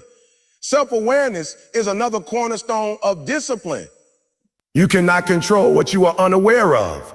Discipline requires an honest assessment of your strengths, weaknesses, tendencies, and patterns. Recognizing your triggers for procrastination, distraction, or indulgence allows you to preemptively address them. Self-awareness transforms discipline from a vague concept into actionable, deliberate practice. Discipline also fosters resilience. Life is unpredictable. Setbacks, failures, and disappointments are inevitable. Those who lack discipline often crumble under pressure. Those with discipline are able to maintain focus, recover from adversity, and continue their pursuit despite challenges. Discipline teaches you to manage your responses, to control your habits, and to maintain your trajectory regardless of external circumstances. One of the most powerful aspects of discipline is how it compounds over time. Just as small, consistent actions build skill and progress, discipline builds itself. The more you practice it, the easier it becomes to act decisively and consistently. Each day of discipline reinforces the next. Over weeks, months, and years, this compounding effect leads to extraordinary results, far beyond what could be achieved through talent or motivation alone. Discipline also shapes character. It is through disciplined action that integrity, reliability, and responsibility are developed. When you consistently honor your commitments, even in small ways, you reinforce the values that define who you are. Discipline is not only about achieving goals, it is about becoming the kind of person who achieves goals. It molds your identity, creating mindset oriented toward excellence, persistence, and accountability. Another critical element is emotional regulation. Discipline is what allows you to act based on reasoned priorities rather than fleeting emotion. Impulses, frustration, or fear can easily derail action if you are not disciplined. When you cultivate discipline, you train yourself to respond with consistency, rationality, and purpose, even when emotions are intense. This control over your emotional responses is a hallmark of successful individuals. Discipline also encourages focus on what truly matters. Without discipline, it is easy to be swayed by distractions, trends, or the expectations of others. Those who cultivate discipline learn to prioritize their time, energy, and effort toward high-impact actions. This focus ensures that every decision is aligned with your long-term goals rather than being reactive or scattered. Discipline is essentially the framework that turns intention into meaningful, productive action. It's important to recognize that discipline is not inflexible. It is not about blind adherence to a rigid set of rules. True discipline includes judgment, adaptability, and strategic adjustment. Life is dynamic. Circumstances change and challenges arise. Discipline allows you to navigate these changes without losing sight of your objectives. It provides stability while accommodating flexibility. Habit formation is a practical manifestation of discipline. Every disciplined action builds a habit, and habits, once established, reduce the need for conscious effort.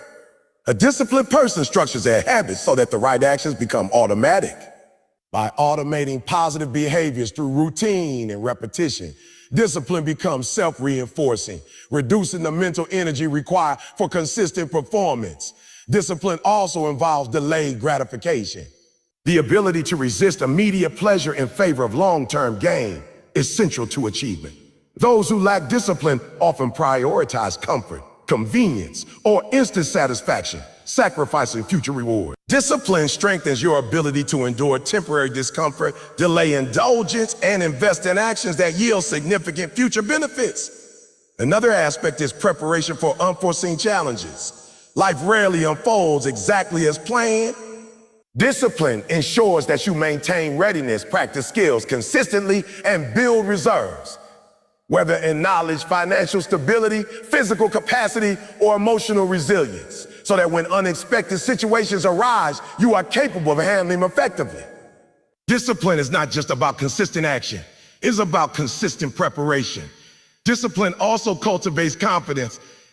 When you repeatedly follow through on your commitments, when you consistently act according to your priorities, you reinforce a sense of capability and control.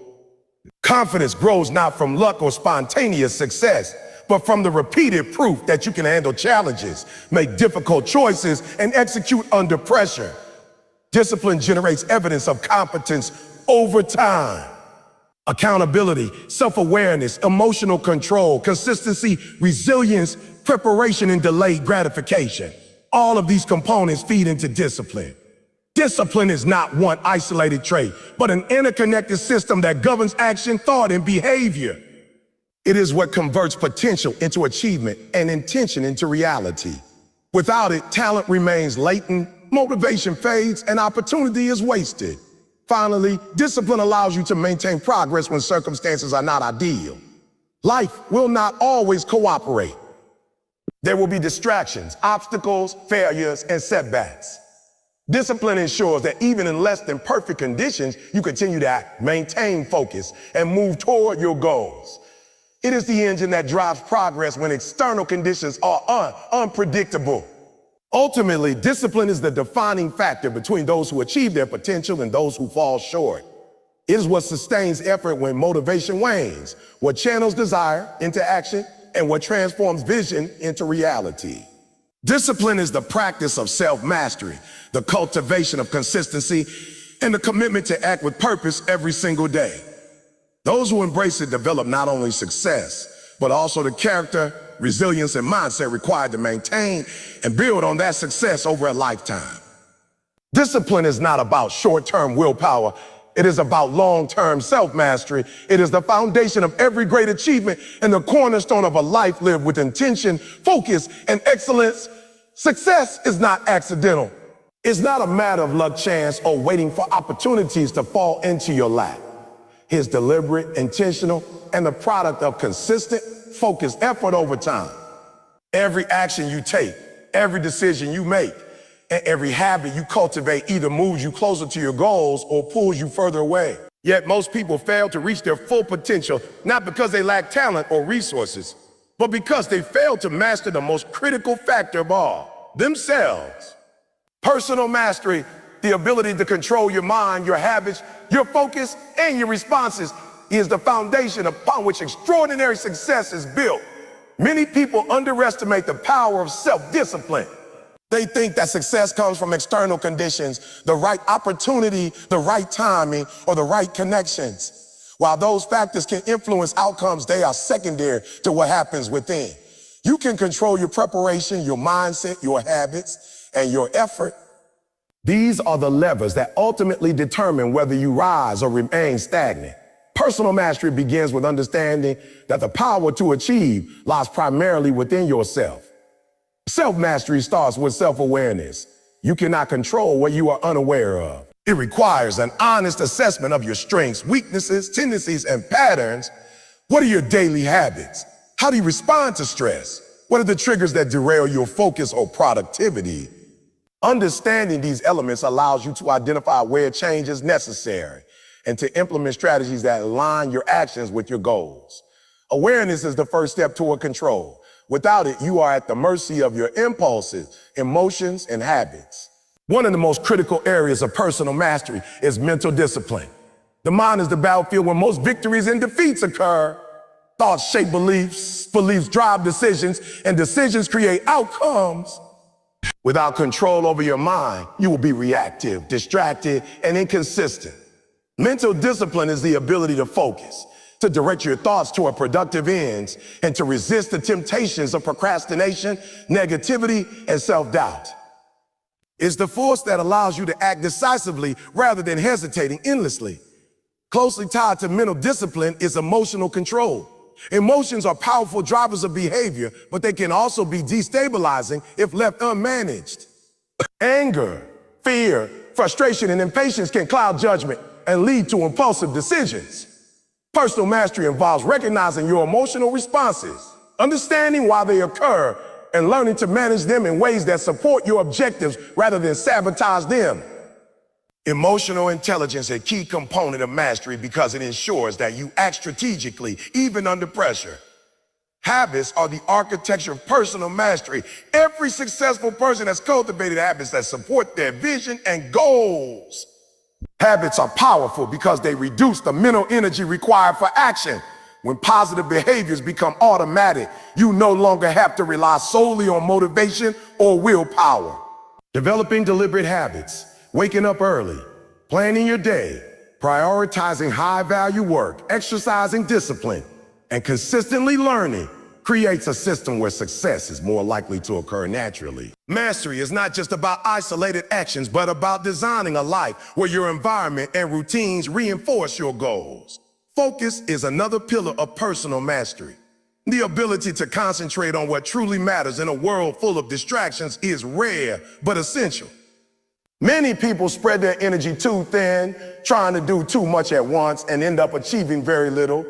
Focus means identifying high-leverage activities, those tasks that have the greatest impact on your long-term objectives and committing to them fully.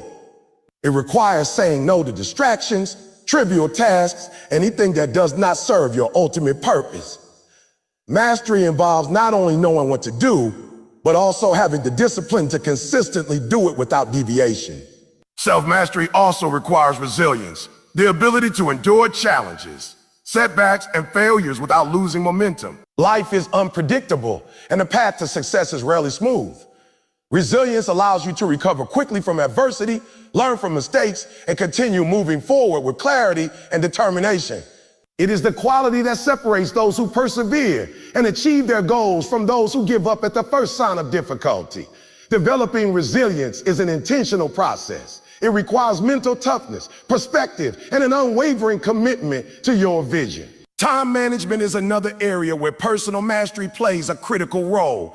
Time is the most finite and non-renewable resource you possess. How you allocate it determines the trajectory of your life. Mastery over time involves planning, prioritization, and the elimination of activities that waste energy or produce little value. It requires the ability to delay gratification, focus on long-term results, and consistently execute high-impact actions. Those who master their time maximize productivity, progress consistently, and build momentum toward their goals. A significant aspect of personal mastery is the ability to overcome fear and self-doubt. Fear is a natural response to uncertainty and risk, but it can also paralyze action if left unchecked. Mastery involves recognizing fear, understanding its origin, and taking deliberate steps to act despite it. Every time you face a fear and push through it, you strengthen your courage, expand your comfort zone, and increase your capacity for achievement. Similarly, overcoming self-doubt requires building confidence through preparation, repeated action, and acknowledgement of past successes. Mastery is built through repeated evidence of capability and consistency. Personal mastery also includes continuous learning and growth. The world is constantly evolving, and those who stop learning stagnate. Mastery requires humility, the recognition that no matter how much you achieve, there is always more to learn, new skills to develop, and deeper levels of understanding to attain. Those who commit to lifelong learning remain adaptable, innovative, and ahead of the curve. They seek mentors, consume knowledge intentionally, reflect on their experiences, and apply what they learn to improve their performance. Decision-making is a key skill in personal mastery. Every decision, no matter how small, contributes to the trajectory of your life. Mastery involves developing clarity and discipline in choosing actions that align with your long-term vision. Impulsive or emotionally driven decisions often lead to setbacks, while deliberate, informed choices move you closer to your goals. Making is strengthened by experience, reflection, and the ability to assess risk and reward objectively. Those who master their decisions master their destiny. Self-mastery requires accountability. You must take full responsibility for your actions, outcomes, and growth. Blaming external circumstances, other people, or luck undermines your ability to control your life. Mastery is accepting that while you cannot control everything, you can control your responses, your effort, and your habits. Accountability transforms setbacks into lessons, failures into opportunity, and obstacles into stepping stones. It reinforces your commitment to excellence and ensures that you are the driver of your own success. Another component is the ability to delay gratification. Mastery is built on the consistent ability to choose long-term gain over short-term pleasure. This might involve dedicating hours to study instead of entertainment, investing in skill development instead of instant reward, or saving resources for future opportunities rather than spending impulsively. The ability to prioritize what truly matters over immediate comfort is a hallmark of those who achieve extraordinary results. Personal mastery is also reflected in adaptability. Life will inevitably throw unexpected challenges your way. Those who are rigid in thought and approach often fail when conditions change. Mastery involves being flexible, adjusting strategies, and remaining composed in the face of uncertainty. It is the combination of discipline and adaptability that allows you to maintain momentum even when circumstances are less than ideal. Another critical factor is clarity of purpose. Without a clear vision of what you want to achieve, effort can be scattered, inconsistent, and ineffective. Personal mastery begins with defining your purpose, understanding your why, and aligning your daily actions with that purpose. When your actions are intentional and aligned with a higher goal, every effort compounds toward meaningful results. Clarity provides direction, focus, and motivation, ensuring that your energy is invested in what matters most. Self-mastery also involves managing your environment. Your surroundings, the people you associate with, and the influences you allow into your life directly impact your behavior, mindset, and outcomes. Mastery requires curating your environment to support growth, minimize distractions, and reinforce positive habits. By surrounding yourself with high standards, accountability, and supportive influence, you create conditions where success becomes more likely and sustainable. Consistency is the glue that ties all elements of personal mastery together. Whether it's consistent effort, consistent habits, consistent learning, or consistent focus, reliability over time produces results that sporadic bursts of effort cannot. Those who achieve mastery understand that small, persistent actions compounding over years yield exponential results. Consistency turns discipline into habit, habit into skill, and skill into measurable outcomes. Another aspect of personal mastery is the management of energy. Your body, mind, and emotions require care and attention to perform at their best. Mastery involves maintaining physical health, mental sharpness, and emotional balance. Without energy, discipline falters, focus diminishes, and performance suffers. Investing in rest, nutrition, exercise, and mental conditioning enhances the capacity to execute consistently, think clearly, and maintain resilience under pressure. Personal mastery requires humility. Even as you grow, achieve, and excel, there's always more to learn. Humility allows you to remain open to feedback, receptive to advice, and willing to improve. It prevents arrogance, complacency, and stagnation. Those who combine discipline with humility continuously refine their skills, expand their capabilities, and adapt to changing circumstances. Finally, self-mastery is a lifelong pursuit. It is not something you achieve and then forget. It is a continuous process of reflection, improvement, and growth. Every day presents opportunities to practice discipline, refine habits, sharpen focus, and expand resilience. Those who commit to personal mastery understand that their potential is not fixed and that continuous effort and intentional practice are required to reach higher levels of achievement. By mastering yourself, your mind, your habits, your focus, and your decision, you create the foundation for success in every area of life. You become the architect of your own future, the driver of your outcomes, and the creator of your destiny. Personal mastery ensures that you are not at the mercy of circumstance or chance, but that you are consistently taking deliberate actions that move you toward your goals, your vision, and your highest potential. Greatness is not a gift. It is a choice. It is not something that is handed to you by circumstance, luck, or innate talent. It is something you decide to pursue, to fight for, and to live for every single day. Most people drift through life, hoping that success or recognition will come to them, waiting for the perfect moment, the perfect opportunity, or the perfect condition. Greatness does not wait. It does not negotiate. It is earned through deliberate action, unwavering commitment, and the refusal to settle for mediocrity. Choosing greatness means deciding that you will not be limited by fear, excuses, or other people's expectations. It means taking full responsibility for your life and your outcomes. The first step toward greatness is recognizing that your potential is far greater than your current reality. Most people live well below their capacity because they have allowed limiting beliefs, past failures, or self-doubt to define them. They accept a smaller version of themselves because it feels safe, comfortable, or familiar. Greatness requires a mindset shift, understanding that the limitations you perceive are often illusions, constructs of fear or habit, and that by challenging yourself, you can expand beyond them. It is about seeing yourself as a work in progress, capable of constant growth, learning, improvement. One of the biggest obstacles to greatness is fear. Fear of failure, fear of judgment, fear of uncertainty. Fear keeps people trapped in their comfort zones, unwilling to take risks that could lead to growth. Greatness is achieved by acting despite fear. It is about stepping into the arena even when the outcome is unknown. Every person who has achieved something remarkable has faced fear, yet they chose to act anyway. They understood that growth occurs not when you remain safe, but when you embrace discomfort and challenge. Another critical factor in pursuing greatness is discipline. Talent alone is rarely enough to sustain success. Motivation fluctuates. Inspiration fades. Discipline is the ability to show up, to do the work, and to maintain effort even when you do not feel like it.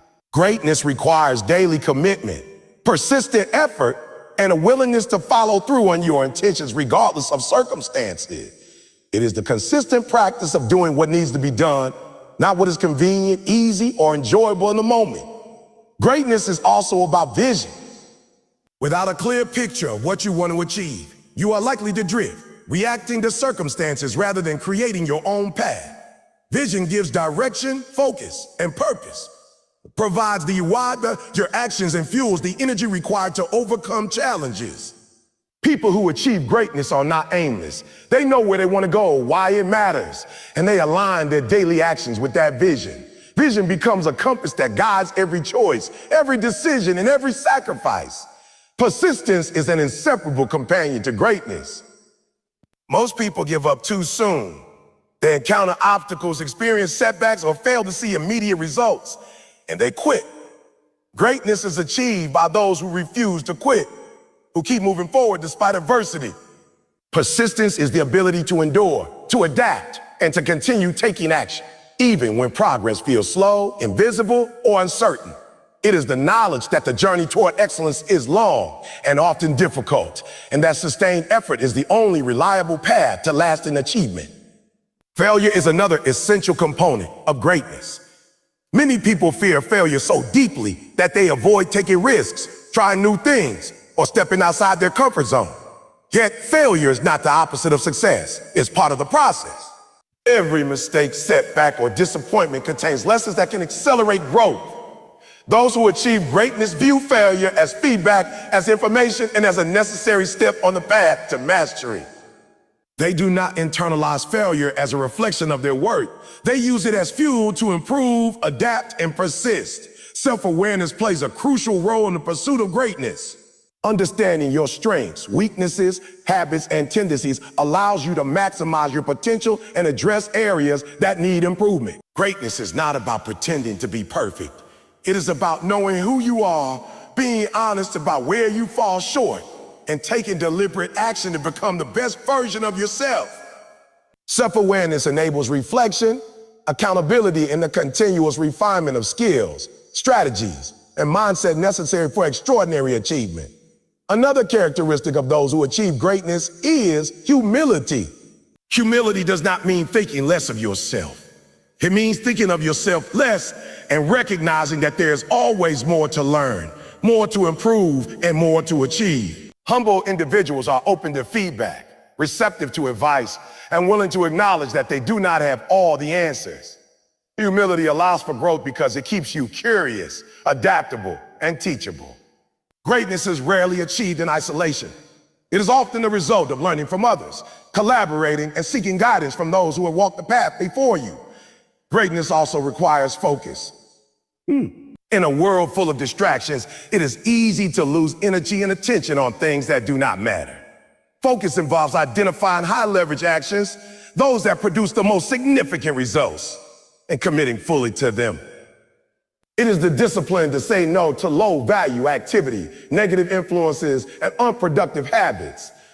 Those who achieve greatness are strategic in how they allocate their time, energy, and resources, recognizing that where you focus determines what you achieve. Character is another pillar of greatness. Your reputation, integrity, and the way you treat others shape not only how the world perceives you, but also the opportunities and relationships you attract. Greatness is built on trust, reliability, and consistent ethical behavior. Talent can open doors, but character sustains influence. People of greatness are respected not just for what they accomplish, but for who they are, how they respond under pressure, and the values they uphold in every aspect of life. Another important element is resilience, the ability to bounce back from setbacks, adapt to change, and continue moving forward with determination. Life will inevitably present challenges, and the path to greatness is rarely smooth.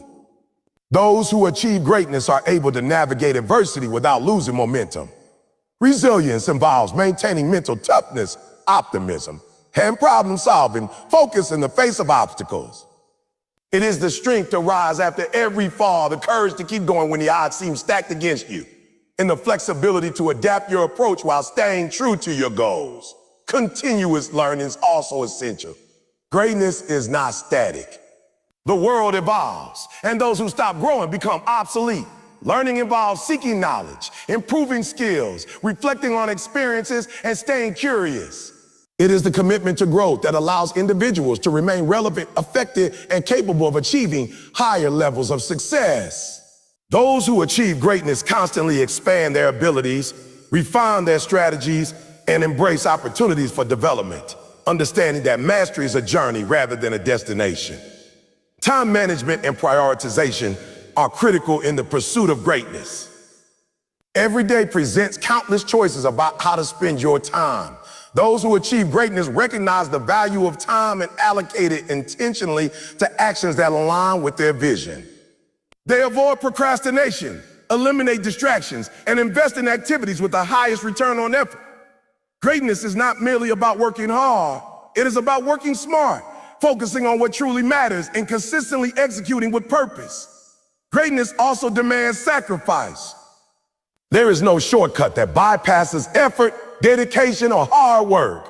Achieving extraordinary results often requires delaying immediate gratification, investing long hours, and making difficult choices that others are unwilling to make. Sacrifice is not about suffering for its own sake, but about prioritizing long-term achievement over temporary comfort. Those who choose greatness are willing to endure challenges today in order to secure extraordinary outcomes tomorrow. Mentorship and community play a role as well. While personal effort is vital, greatness is rarely achieved in isolation. Learning from those who have already walked the path, surrounding yourself with like-minded, high-achieving individuals, and seeking constructive feedback accelerates growth. Greatness involves collaboration, openness to influence, and the willingness to contribute value to others as well. Those who achieve the highest levels understand that success is both individual and collective. Accountability strengthens the pursuit of greatness. Holding yourself responsible for your actions, decisions, and progress ensures that you stay on track. External accountability through mentors, peers, or structured systems reinforces commitment and provides checks that keep you aligned with your goals. Those who achieve greatness do not blame circumstances or wait for permission. They take full ownership of their journey, their actions, and their results. Another aspect of greatness is perseverance through inconsistency and uncertainty. Life is unpredictable and progress is rarely linear. There will be periods of rapid growth and periods of stagnation.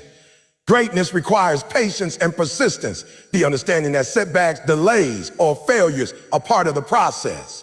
Those who endure, adapt, and remain committed despite uncertainty build momentum that propels them toward extraordinary outcomes. Visionary thinking is also essential.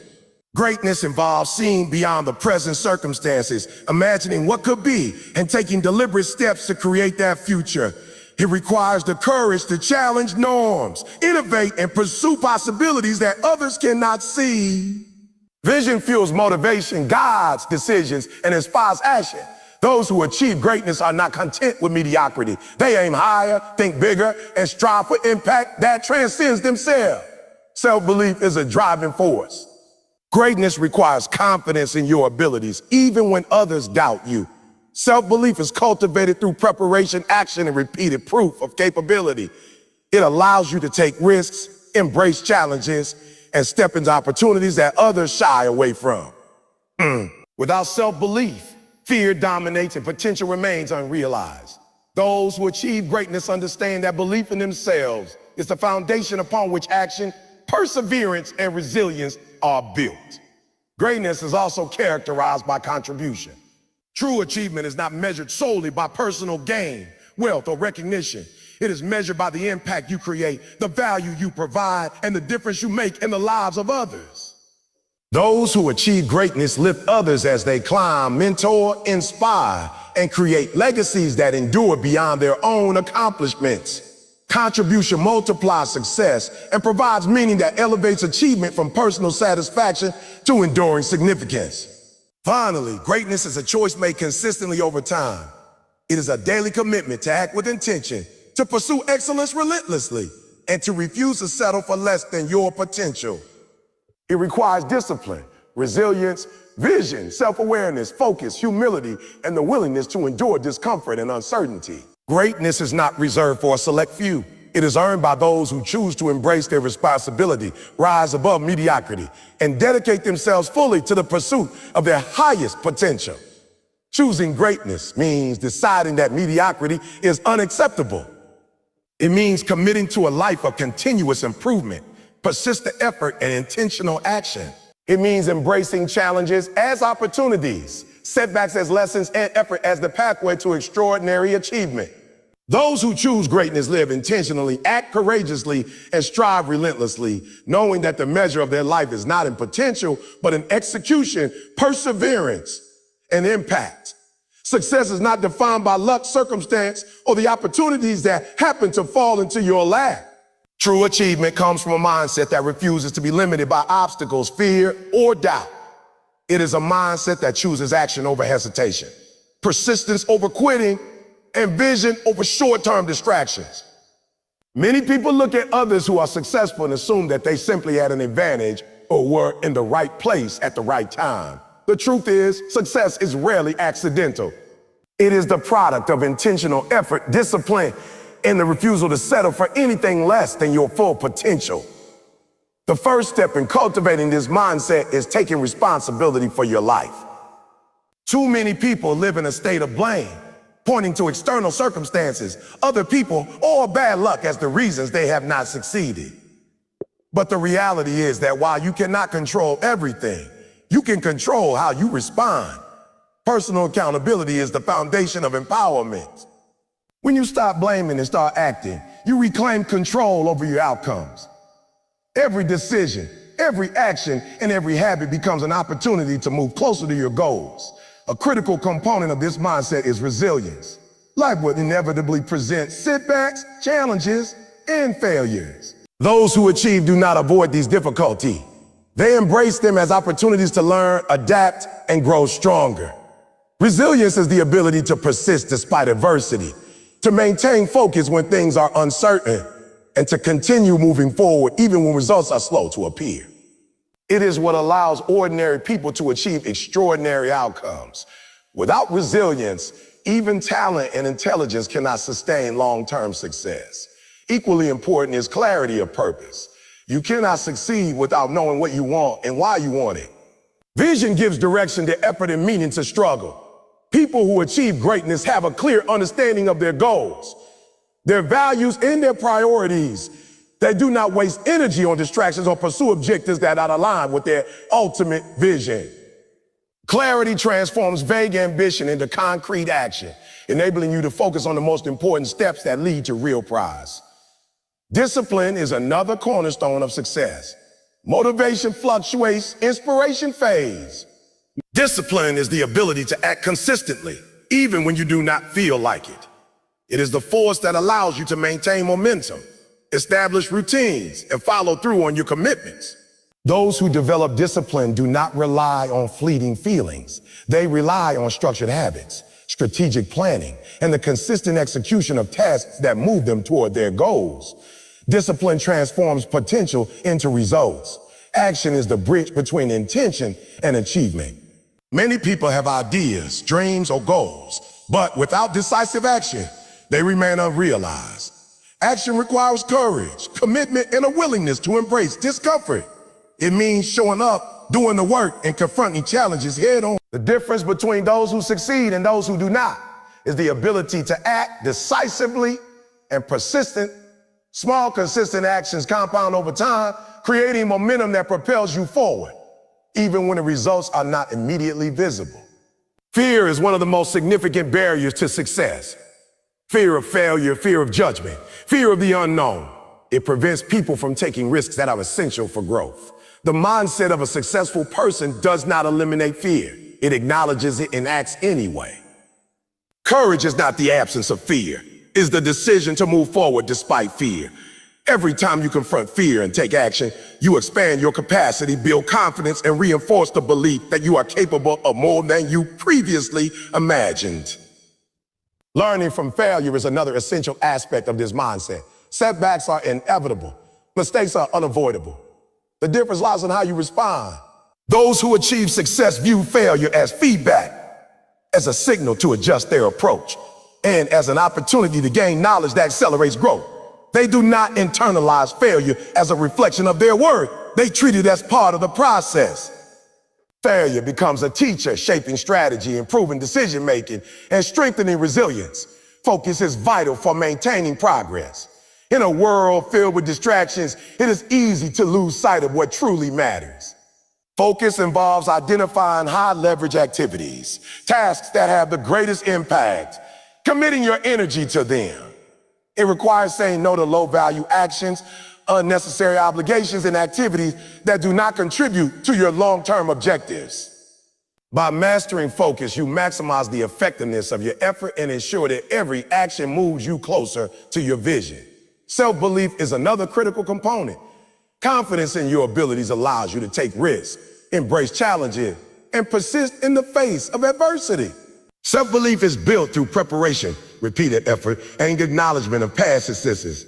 It is not arrogance, but an understanding of your capacity to learn, adapt, and overcome obstacles. Those who possess self-belief approach life proactively, make decisions decisively, and maintain momentum even when others doubt them. Adaptability is essential in a world that is constantly changing.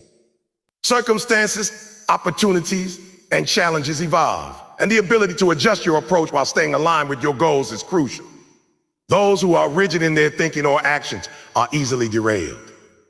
Those who embrace flexibility, learn from experience, and remain open to new strategies maintain progress and increase their chances of achieving their desired outcomes. Persistence and consistency work hand in hand with adaptability. Great results are rarely instantaneous. They are achieved through steady, repeated effort over time. Success requires patience and a willingness to continue even when progress seems slow.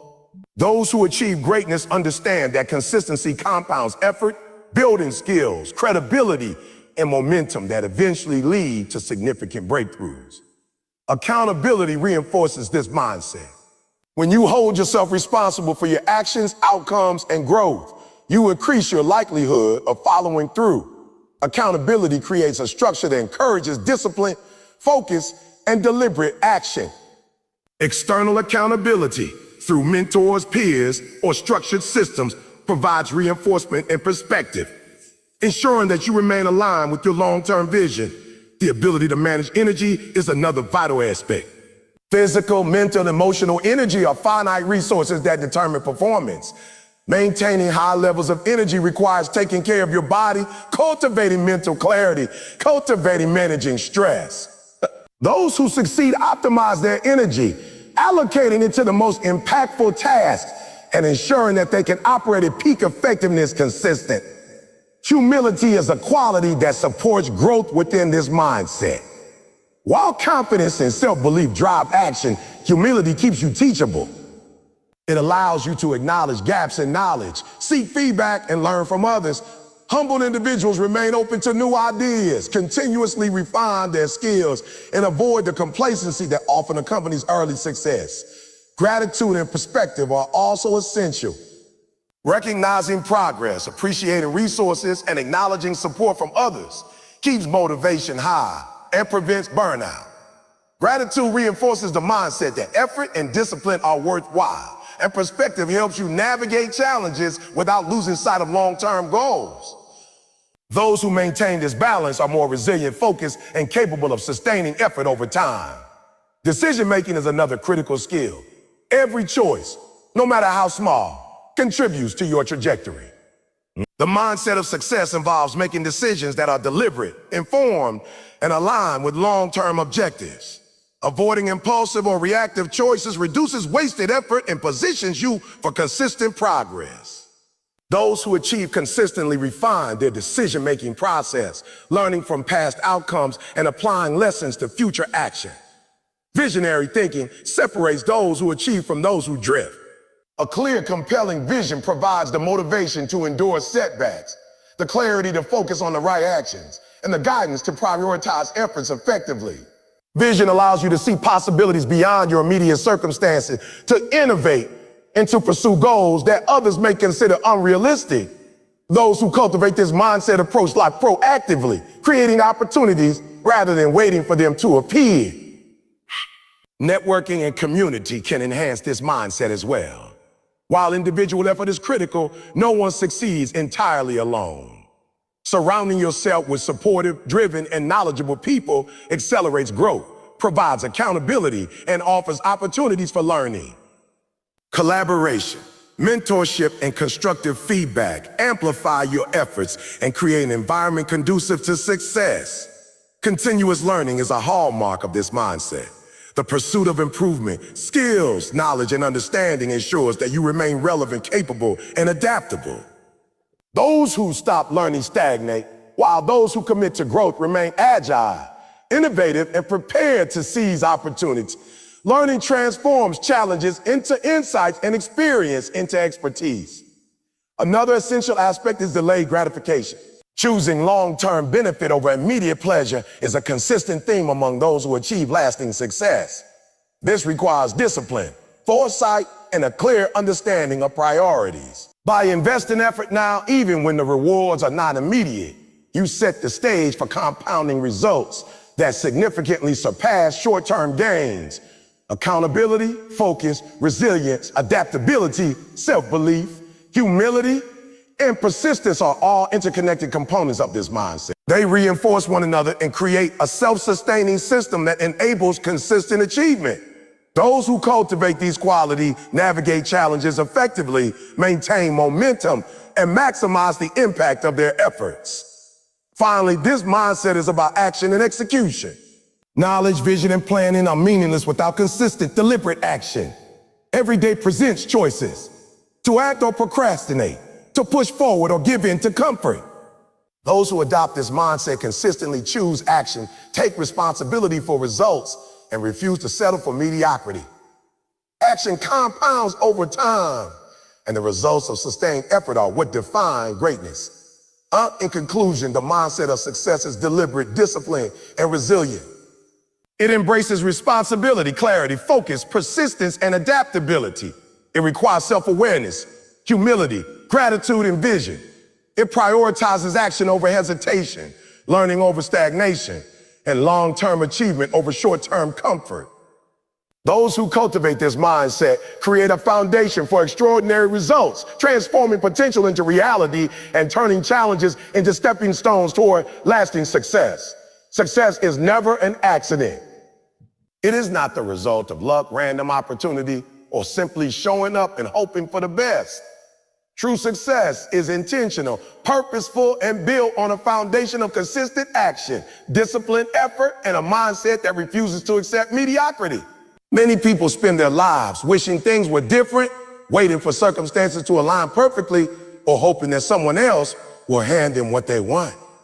But the reality is that success comes to those who take control of their life, who refuse to let fear, doubt, or excuses dictate their outcomes, and who commit fully to the pursuit of their goals. Success is earned, and it is earned every single day through deliberate choices and relentless effort. The first step toward achieving lasting success is embracing personal responsibility. Too many people blame their circumstances, other people for bad luck for their lack of progress. They wait for external factors to change rather than taking ownership of their own life. Personal responsibility means recognizing that while you cannot control everything that happens to you, you can control your responses, your effort, and the decisions you make each day. It is the recognition that your life is the sum of your choices, and that if you want to change your outcomes, you must start by changing yourself. This mindset is empowering because it shifts the locus of control from the outside world to your own actions. It places you in the driver's seat and allows you to chart a course toward your goals. Discipline is the cornerstone of success. Motivation fluctuates and inspiration fades. Talent is important, but without consistent action, it will never reach its full potential. Discipline is the ability to act even when you do not feel like it, to show up consistently, and to follow through on your commitments regardless of how convenient or comfortable it is. Discipline ensures that your effort is continuous, even during times when progress seems slow or results are not immediately visible. Those who achieve success understand that it is not the occasional burst of effort that leads to achievement, but the repeated, consistent actions taken over weeks, months, and years. Persistence is equally crucial. The path to success is rarely linear. Setbacks, failures, and obstacles are inevitable. Most people quit at the first sign of difficulty, interpreting challenges as proof that they are not capable. But those who succeed know that setbacks are part of the journey. Persistence is the ability to continue moving forward despite challenges, to learn from failure, and to adapt when circumstances change. It is the refusal to give up when the road gets tough. Each obstacle becomes an opportunity to grow stronger, smarter, and more prepared for the next challenge. Success favors those who endure, who keep pushing when others stop, and who maintain effort in the face of adversity. But clear vision is another essential component. Without knowing where you are going, it is impossible to align your efforts effectively. Vision gives purpose to your actions, direction to your decisions, and motivation to continue when the work is difficult. Those who achieve success have a clear understanding of what they want, why it matters, and what steps they must take to get there. Vision allows you to focus on high-leverage activities, prioritize your time, and avoid distractions that do not contribute to your ultimate objectives. When your vision is compelling enough, it fuels determination, resilience, and creativity, allowing you to overcome obstacles that might otherwise stop you. Fear is one of the greatest barriers to success. Fear of failure, fear of judgment, fear of the unknown. These fears hold most people back from taking the actions necessary to achieve their goals. Success requires courage, the ability to act despite fear. Courage is not the absence of fear, but the choice to move forward even when you are afraid. Every time you confront fear and take decisive action, you expand your capabilities, build confidence, and reinforce the belief that you can handle challenges. Those who achieve success consistently step outside their comfort zones, embracing risks and opportunities that others avoid. Time management is also critical. Time is a non-renewable resource, and how you use it determines the trajectory of your life. Success is rarely a product of working harder in an unfocused way. It is the result of directing your time, energy, and attention toward activities that generate the highest impact. This requires prioritization, planning, and the discipline to say no to distractions, low-value tasks, and unnecessary obligations. Effective time management allows you to focus on what matters most, maximize productivity, and create momentum that propels you forward over time. The ability to learn from failure is another hallmark of success. Everyone experiences setbacks and makes mistakes, but not everyone uses them as opportunities for growth. Those who succeed view failure as feedback, as information that can guide their next actions. Failure is not a reflection of your worth. It is a necessary part of the learning process. Each mistake provides insight into what works and what does not, allowing you to refine your strategy, improve your skills, and approach challenges with greater wisdom. By reframing failure as a tool rather than a threat, you develop resilience, adaptability, and the courage to keep pursuing your goals. Focus is essential in a world full of distractions. The ability to concentrate on what truly matters separates high achievers from those who drift aimlessly. Focus involves identifying the tasks, habits, and actions that have the greatest impact on your objectives and committing fully to them. It requires saying no to things that consume time and energy without contributing to your progress. Focus turns effort into results, enabling you to leverage your energy efficiently and create meaningful progress over time. Without focus, even the most dedicated effort can be scattered and ineffective. Self-belief is a critical driver of success. Confidence in your abilities allows you to take risks, embrace challenges, and maintain momentum when circumstances are difficult. Self-belief is built through preparation, practice, and repeated evidence of competence. Those who succeed cultivate confidence by taking consistent action, learning from experience, and acknowledging progress. Self-belief fuels persistence, resilience, and the courage to face obstacles head-on. Without it, fear and doubt can dominate, preventing you from pursuing opportunities that lead to achievement. Adaptability is another essential factor. The path to success is rarely straightforward, and circumstances are constantly changing. Those who are rigid in thought and action are often derailed by unforeseen challenges. Adaptable individuals adjust their strategies, learn from experience, and continue progressing despite changing conditions. Adaptability ensures that obstacles do not become permanent roadblocks, allowing you to navigate uncertainty and maintain momentum toward your goals. Continuous learning is a hallmark of those who achieve lasting success. Knowledge, skills, and strategies must be developed and refined over time. Those who stop learning stagnate, while those committed to growth remain relevant, capable, and prepared to seize opportunities. Learning involves seeking mentorship, consuming information intentionally, reflecting on experience, and applying lessons to improve performance. It is through deliberate, continuous learning that skills become mastery and effort becomes results. The ability to delay gratification is another distinguishing characteristic. Success often requires making sacrifices in the present to achieve benefits in the future. This might mean investing time, energy, or resources in long-term objectives rather than pursuing immediate pleasure or comfort. Delayed gratification requires discipline, patience, and a clear understanding of priorities. Those who practice it consistently position themselves for compounding success, achieving results far beyond what short-term indulgence could provide. Accountability strengthens every aspect of the success mindset. Taking full responsibility for your actions, decisions, and results ensures that you remain aligned with your goals. External accountability through mentors, peers, or structured systems reinforces this, providing support, feedback, and oversight that keeps you on track. When you embrace accountability, you eliminate excuses, focus on solutions, and consistently evaluate your progress to make adjustments as necessary. Resilience, discipline, focus, vision, self-belief, adaptability, persistence, and continuous learning are all interconnected. Together, they form a system that sustains effort, navigates obstacles, and produces results over time. Those who cultivate this system consistently take deliberate action, overcome fear, and make decisions that align with their long-term objectives. Each element reinforces the others, creating a feedback loop that strengthens your ability to achieve and maintain success. Character is an often overlooked element of success. Integrity, reliability, and ethical behavior shape not only how the world perceives you, but also the opportunities and relationships you attract. Success is not just about accomplishments. It is about the trust, respect, and credibility you build along the way. Character ensures that achievements are sustainable, meaningful, and positively impactful. Those who maintain strong character create a foundation that supports long-term growth and influence. Contribution and legacy are additional markers of success.